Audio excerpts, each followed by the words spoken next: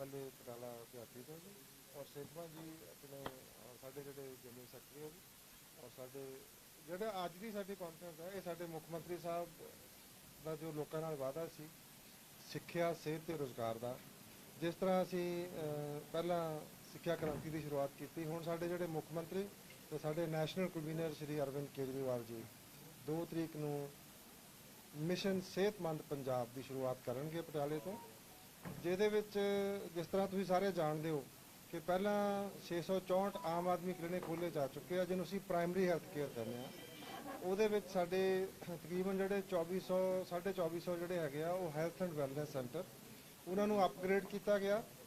ਉਹਨਾਂ ਦੇ ਵਿੱਚ ਹੁਣ ਕਮਿਊਨਿਟੀ ਹੈਲਥ ਆਫਸਰਸ ਹੁੰਦੇ ਆ 470 ਦੇ ਕਰੀਬ ਜਿਹੜੇ ਸਾਡੇ ਪ੍ਰਾਇਮਰੀ ਹੈਲਥ ਸੈਂਟਰ ਆ ਜਿਹਨਾਂ ਦੇ ਵਿੱਚ ਅਸੀਂ ਇਹਨਾਂ ਨੂੰ ਅਪਗ੍ਰੇਡ ਕਰਕੇ ਜਿਨ੍ਹਾਂ ਦੇ ਵਿੱਚ ਮੈਡੀਕਲ ਅਫਸਰ ਹੁੰਦੇ ਆ ਤੇ ਉਹਦੇ ਵਿੱਚ ਇੱਕ ਸਟੈਪ ਅੱਗੇ ਜਾ ਕੇ 664 ਅਸੀਂ ਆਮ ਆਦਮੀ ਕਲੀਨਿਕ ਖੋਲ੍ਹੇ ਆ ਜਿਹਦੇ ਨਾਲ ਜਿਹੜੀਆਂ ਬਿਮਾਰੀਆਂ ਹੈਗੀਆਂ ਉਹਨਾਂ ਦੀ ਅਰਲੀ ਡਿਟੈਕਸ਼ਨ ਤੇ ਉਹਨਾਂ ਦੀ ਟ੍ਰੀਟਮੈਂਟ ਜੇ ਬਲੱਡ ਪ੍ਰੈਸ਼ਰ ਸ਼ੂਗਰ ਦਾ ਇਲਾਜ ਆਪਾਂ ਸਹੀ ਟਾਈਮ ਤੇ ਕਰਾਂਗੇ ਤਾਂ ਲੋਕਾਂ ਦੇ ਗੁਰਦੇ ਫੇਲ ਹੋਣੇ ਬੰਦ ਹੋ ਜਾਣਗੇ। ਸੋ ਉਹ ਸਾਡਾ ਜਿਹੜਾ ਮਿਸ਼ਨ ਸੀਗਾ ਬਹੁਤ ਅੱਛੀ ਤਰ੍ਹਾਂ ਚੱਲ ਰਿਹਾ ਬਹੁਤ ਕਾਮਯਾਬ ਹੋਇਆ। ਇਸ ਤੋਂ ਅੱਗੇ ਜਾ ਕੇ ਸਾਡੇ ਮੁੱਖ ਮੰਤਰੀ ਸਾਹਿਬ ਨੇ CM ਦੀ ਯੋਗਸ਼ਾਲਾ ਸ਼ੁਰੂ ਕੀਤੀ ਤਾਂ ਕਿ ਲੋਕਾਂ ਨੂੰ ਹਸਪਤਾਲ ਜਾਣੇ ਨਾ ਪਵੇ ਉਹਨਾਂ ਦੀ ਸਿਹਤ ਇੰਨੀ ਅੱਛੀ ਹੋਵੇ। ਪ੍ਰੀਵੈਂਸ਼ਨ ਆਫ ਡਿਜ਼ੀਜ਼ ਜਿਹੜਾ ਕਹਿੰਦੇ ਹੁੰਦੇ ਆ ਇਲਾਜ ਨਾਲੋਂ ਪਰਹੇਜ਼ ਚੰਗਾ ਉਹਨਾਂ ਦੀ ਨਿਊਟ੍ਰੀਸ਼ਨ ਠੀਕ ਹੋਵੇ ਉਹਦੇ ਵਾਸਤੇ ਜਿਹੜਾ ਹੈਗਾ ਸਾਡੇ ਕੋਲੇ ਉਹ ਵੀ ਅਸੀਂ ਉਹਦੇ ਤੇ ਵੀ ਸਾਡਾ ਪਹਿਲਾਂ ਅਸੀਂ 5 ਸ਼ਹਿਰਾਂ ਤੋਂ ਫਿਰ 10 ਸ਼ਹਿਰਾਂ ਦੇ ਉੱਤੇ ਅੱਜ ਦੀ ਡੇਟ ਦੇ ਵਿੱਚ 10,000 ਬੰਦੇ ਜਿਹੜੇ ਹੈਗੇ ਆ ਯੋਗਾ ਕਰਦੇ ਆ। ਤਕਰੀਬਨ ਜਿਹੜੇ 80 ਤੋਂ ਵੱਧ ਟ੍ਰੇਨਰ ਜਿਹੜੇ ਟ੍ਰੇਨਡ ਬੰਦੇ ਆ ਉਹ 300 ਤੋਂ ਵੱਧ ਕਲਾਸਾਂ ਲੈ ਰਹੇ ਆ ਹਰ ਰੋਜ਼। ਇਹਦੀ ਗਿਣਤੀ ਵੱਧ ਕੇ ਜਿਹੜੇ ਬੈਨੀਫੀਸ਼ਰੀ ਆ ਉਹ 25,000 ਹੋ ਜਾਣਗੇ। ਇਸ ਤੋਂ ਬਾਅਦ ਮੁੱਖ ਮੰਤਰੀ ਸਾਹਿਬ ਨੇ ਮੈਨੂੰ ਇੱਕ ਸਵਾਲ ਪੁੱਛਿਆ ਸੀ ਡਾਕਟਰ ਸਾਹਿਬ ਜਿਹੜੇ ਬੰਦੇ ਦਾ ਇਲਾਜ ਮਹੱਲਾ ਕਲੀਨਿਕ 'ਚ ਨਹੀਂ ਹੋਏਗਾ ਉਹਦੇ ਬਾਰੇ ਤੁਸੀਂ ਕੀ ਕਰ ਰਹੇ ਹੋ।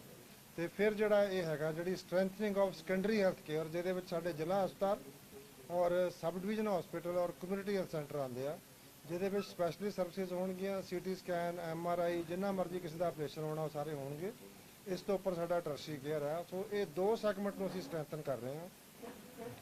ਉਹਦੇ ਵਾਸਤੇ ਮਾਨਯੋਗ ਮੁੱਖ ਮੰਤਰੀ ਸਾਹਿਬ ਨੇ ਸਾਨੂੰ 550 ਕਰੋੜ ਦਾ ਜਿਹੜਾ ਹੈਗਾ ਉਹ ਪਹਿਲੀ ਫੇਜ਼ ਦੇ ਵਿੱਚ ਸਾਨੂੰ ਦਿੱਤੇ ਆ ਜਿਹਦੇ ਵਿੱਚ 19 ਜ਼ਿਲ੍ਹਾ ਹਸਪਤਾਲ 6 ਸਬ ਡਿਵੀਜ਼ਨ ਹਸਪੀਟਲ और इस तो सिवाय बाकी के जोड़े कम्यूनिटी हेल्थ सेंटर है 40 इंस्टीट्यूशन असीं सिलेक्ट कीतियां असीं उन्हां नूं अपग्रेड करांगे।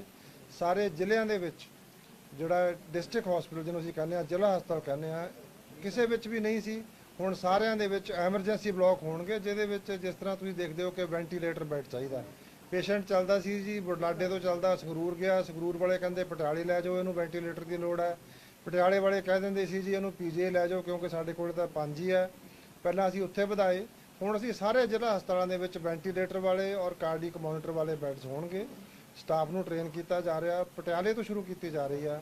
ਇਹਦੇ ਵਿੱਚ 2 ਤਰੀਕ ਨੂੰ ਸਾਡੇ ਮਾਨਯੋਗ ਦੋਨੋਂ ਮੁੱਖ ਮੰਤਰੀ ਸਾਹਿਬਾਨ ਔਰ ਸਾਡੇ ਸਾਰੇ ਜਿੰਨੇ ਵੀ ਸਾਡੇ ਮੇਰੇ ਆਪਣੇ ਕੈਬਨਿਟ ਕਲੀਗਸ ਆ ਸਾਡੇ ਸਾਰੇ MLA ਸਾਹਿਬਾਨ ਔਰ ਜਿੰਨੇ ਸਾਡੇ ਪਾਰਟੀ ਦੇ ਸਾਰੇ ਆਫਿਸ ਬੀਰਰ ਹੈ ਔਰ ਅਸੀਂ ਸਾਰੇ ਜਿਹੜੀ ਜਿਹਨੂੰ ਅਸੀਂ ਕਹਿੰਦੇ ਆ ਕਿ ਸਾਡੇ ਮਾਨ ਸਾਹਿਬ ਦੀ ਔਰ ਕੇਜਰੀਵਾਲ ਸਾਹਿਬ ਦੀ ਪੰਜਾਬ ਦੀ ਟੀਮ ਹੈ ਉਹ ਸਾਰੇ ਇਕੱਠੇ ਹੋ ਕੇ ਲੋਕਾਂ ਨੂੰ ਪੰਜਾਬ ਦੇ ਲੋਕਾਂ ਨੂੰ ਡੈਡੀਕੇਟ ਕਰਨਗੇ ਜੀ। ਪਹਿਲਾ ਹਸਪਤਾਲ ਜਿਹਦੇ ਵਿੱਚ 66 ਬੈੱਡਸ ਅਸੀਂ ਐਡ ਕਰ ਰਹੇ ਹਾਂ ਜਿਹਦੇ 'ਚ ਐਮਰਜੈਂਸੀ ਬੈੱਡਸ ਹੈ ਬੱਚਿਆਂ ਵਾਸਤੇ ਨਿੱਕੂ ਦੇ ਬੈੱਡਸ ਹੈ ਗਾਇਨੀ ਸਰਜਰੀ ਵਾਸਤੇ ਸਾਰਿਆਂ ਵਾਸਤੇ ਰਿਕਵਰੀ ਰੂਮਸ ਦੇ ਬੈੱਡਸ ਹੈ 60 ਜਿਹੜੇ 66 ਜਿਹੜੇ ਬੈੱਡ ਹੈਗੇ ਉਹ ਐਮਰਜੈਂਸੀ ਬੈੱਡਸ ਹੋਣਗੇ ਜਿਹੜੇ ਬਿਲਕੁਲ ਲੇਟੈਸਟ ਸੁਵਿਧਾਵਾਂ ਦੇ ਨਾਲ ਲੈਸ ਹੋਣਗੇ।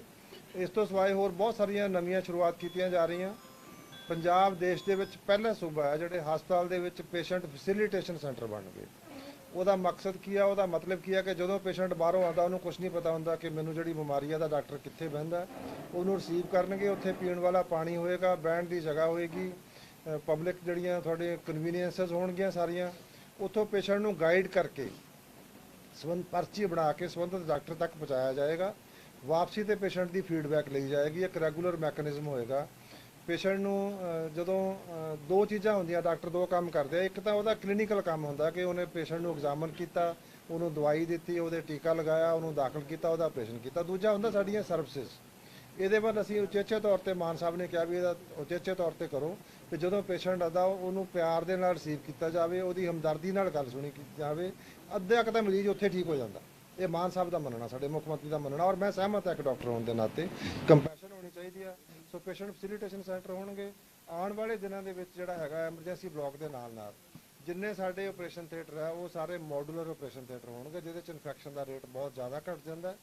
ਔਰ ਇਸ ਤੋਂ ਸਿਵਾਏ ਜਿਹੜੇ ਸਾਡੇ ਅੱਛੇ ਰਿਕਵਰੀ ਰੂਮ, ਲੇਬਰ ਰੂਮ ਔਰ ਜਿਹੜੇ ਬਾਕੀ ਜਿਹੜੀਆਂ ਸਾਰੀਆਂ ਸਾਡੇ ਵਾਰਡਸ ਦੇ ਵਿੱਚ ਵੀ ਸਾਰੇ ਵਾਰਡ ਜਿਹੜੇ ਸਾਡੇ ਆ ਉਹ ਟੋਟਲੀ 에ਅਰ ਕੰਡੀਸ਼ਨਡ ਹੋਣਗੇ ਤਾਂ ਕਿ ਪੇਸ਼ੈਂਟ ਜੇ ਕੋਈ ਬਿਮਾਰ ਹੋ ਜਾਏ। ਮਾਨ ਸਾਹਿਬ ਦਾ ਟੀਚਾ ਹੈ ਕਿ ਪਹਿਲਾਂ ਉਹਨਾਂ ਨੇ ਕੰਮ ਕੀਤਾ ਕਿ ਜਦੋਂ ਉਹਨਾਂ ਦੀ ਸਰਕਾਰ ਬਣੀ ਉਹਨਾਂ ਨੇ 3 ਮਹੀਨੇ ਦੇ ਵਿੱਚ ਲੋਕਾਂ ਦਾ ਬਿਜਲੀ ਦਾ ਬਿੱਲ ਜ਼ੀਰੋ ਕਰਤਾ। ਹੁਣ ਉਹਨਾਂ ਦਾ ਇਹੀ ਟਾਰਗੇਟ ਹੈ ਕਿ 80% ਲੋਕਾਂ ਦਾ 1 ਸਾਲ ਦੇ ਬਾਅਦ ਆਮ ਆਦਮੀ ਕਲੀਨਿਕ ਦੇ ਵਿੱਚ ਆਲਰੇਡੀ ਜਿਹੜਾ ਤੁਹਾਡਾ 58,000 ਲੋਕਾਂ ਦਾ ਇਲਾਜ ਦਾ ਬਿੱਲ ਜ਼ੀਰੋ ਆ ਚੁੱਕਿਆ, ਜ਼ੀਰੋ। ਇਹ ਦੂਜੀ ਉਹਨਾਂ ਦੀ ਉਪਲਬਧੀ ਆ। ਹੁਣ ਜਿਹੜਾ ਸੈਕੰਡਰੀ ਕੇਅਰ ਆ, ਚਾਹੇ ਕੋਈ ਬਿਮਾਰ ਆ, ਕੋਈ ਆਪਰੇਸ਼ਨ ਹੋ ਗਿਆ, ਰੱਬ ਨਾ ਕਰੇ ਕਿਸੇ ਨੂੰ ਲਕਵਾ ਹੋ ਗਿਆ, ਬ੍ਰੇਨ ਹੈਮਰੇਜ ਹੋ ਗਈ, ਕੈਂਸਰ ਹੋ ਗਿਆ, ਕੋਈ ਵੀ ਬਿਮਾਰੀ ਹੋਵੇ, ਤੇ ਮਾਨ ਸਾਹਿਬ ਦਾ ਇਹ ਤਹੀਆ ਕੀਤਾ ਹੋਇਆ ਵੀ ਆਪਾਂ ਸਾਰੇ ਮੀਨਸ ਯੂਜ਼ ਕਰਕੇ ਇਹ ਸਾਰਾ ਕੁਝ ਲੋਕਾਂ ਨੇ ਸਾਨੂੰ ਇਹ ਮੌਕਾ ਦਿੱਤਾ ਤੇ 80% ਲੋਕਾਂ ਦਾ ਵੱਧ ਲੋਕਾਂ ਦਾ ਅਸੀਂ ਉਹਨਾਂ ਦਾ ਇਲਾਜ ਵੀ ਜਿਹੜਾ ਹੈਗਾ ਉਹ ਉਹਨਾਂ ਦਾ ਬਿੱਲ ਜ਼ੀਰੋ ਆਉਣਾ ਚਾਹੀਦਾ। ਕਿਉਂਕਿ ਇੱਕ ਏਮਸ ਦੀ ਸਟੱਡੀ ਹੋਈ ਸੀ, ਉਹਦੇ ਵਿੱਚ ਕੀ ਸੀਗਾ ਕਿ ਅਸੀਂ ਜਿਹੜੇ ਤੁਹਾਡੇ ਲੋਕ ਗਰੀਬ ਕਿਉਂ ਹੁੰਦੇ ਆ, ਉਹਦਾ ਸਭ ਤੋਂ ਵੱਡਾ ਕਾਰਨ ਸੀਗਾ out of pocket expenses on health. ਜਦੋਂ ਕੋਈ ਬੰਦਾ ਬਿਮਾਰ ਹੋ ਜਾਂਦਾ, ਕਿਸੇ ਨੂੰ ਕੈਂਸਰ ਹੋ ਗਿਆ, ਨਾਮਰਾਦ ਬਿਮਾਰੀ ਹੋ ਗਈ, ਕਿਸੇ ਦੇ ਗੁਰਦੇ ਫੇਲ ਹੋ ਗਏ, ਤਾਂ ਉਹਨਾਂ ਦੇ ਵਿਚਾਰੇ ਦੇ ਘਰਾਂ ਦੀਆਂ ਕੜੀਆਂ ਤੱਕ ਵਿਕ ਜਾਂਦੀਆਂ ਸੀ। ਇਹ ਸਾਡੇ ਮੁੱਖ ਮੰਤਰੀ ਦਾ ਬਹੁਤ ਅੱਛਾ ਇੱਕ ਉਪਰਾਲਾ ਹੈ ਕਿ ਜਿੰਨਾ ਮਰਜ਼ੀ ਮਹਿੰਗਾ ਇਲਾਜ ਹੋਵੇ, ਚਾਹੇ ਪੇਸ਼ੈਂਟ ਦਾ 2 ਲੱਖ 4 ਲੱਖ, ਆਉਣ ਵਾਲੇ ਦਿਨਾਂ 'ਚ ਤੁਸੀਂ ਦੇਖੋਗੇ ਫਰਿਸ਼ਤੇ ਸਕੀਮ ਜਿਹੜੀ ਆ ਸ਼ੁਰੂ ਕੀਤੀ ਜਾ ਰਹੀ ਆ ਵੀ ਐਕਸੀਡੈਂਟ ਕੋਈ ਬੰਦਾ ਹੋਵੇ, ਪੰਜਾਬ ਦਾ ਹੋਵੇ, ਪੰਜਾਬ ਤੋਂ ਬਾਹਰ ਦਾ ਹੋਵੇ, ਦੇਸ਼ ਤੋਂ ਬਾਹਰ ਦਾ ਹੋਵੇ, ਕਿਸੇ ਦਾ ਰੋਡ ਐਕਸੀਡੈਂਟ ਹੋਏਗਾ, ਉਹ ਨੀਅਰੈਸਟ ਹਸਪਤਾਲ ਸਰਕਾਰੀ ਹੋਵੇ ਪ੍ਰਾਈਵੇਟ ਹੋਵੇ, ਉਹਦਾ ਸਾਰੇ ਦਾ ਇਲਾਜ ਦਾ ਖਰਚਾ ਵੀ ਮਾਨ ਸਰਕਾਰ ਦੇਵੇਗੀ। ਇਹ ਵੀ ਸਾਡਾ ਇਨੀਸ਼ੀਏਟਿਵ ਹੈ।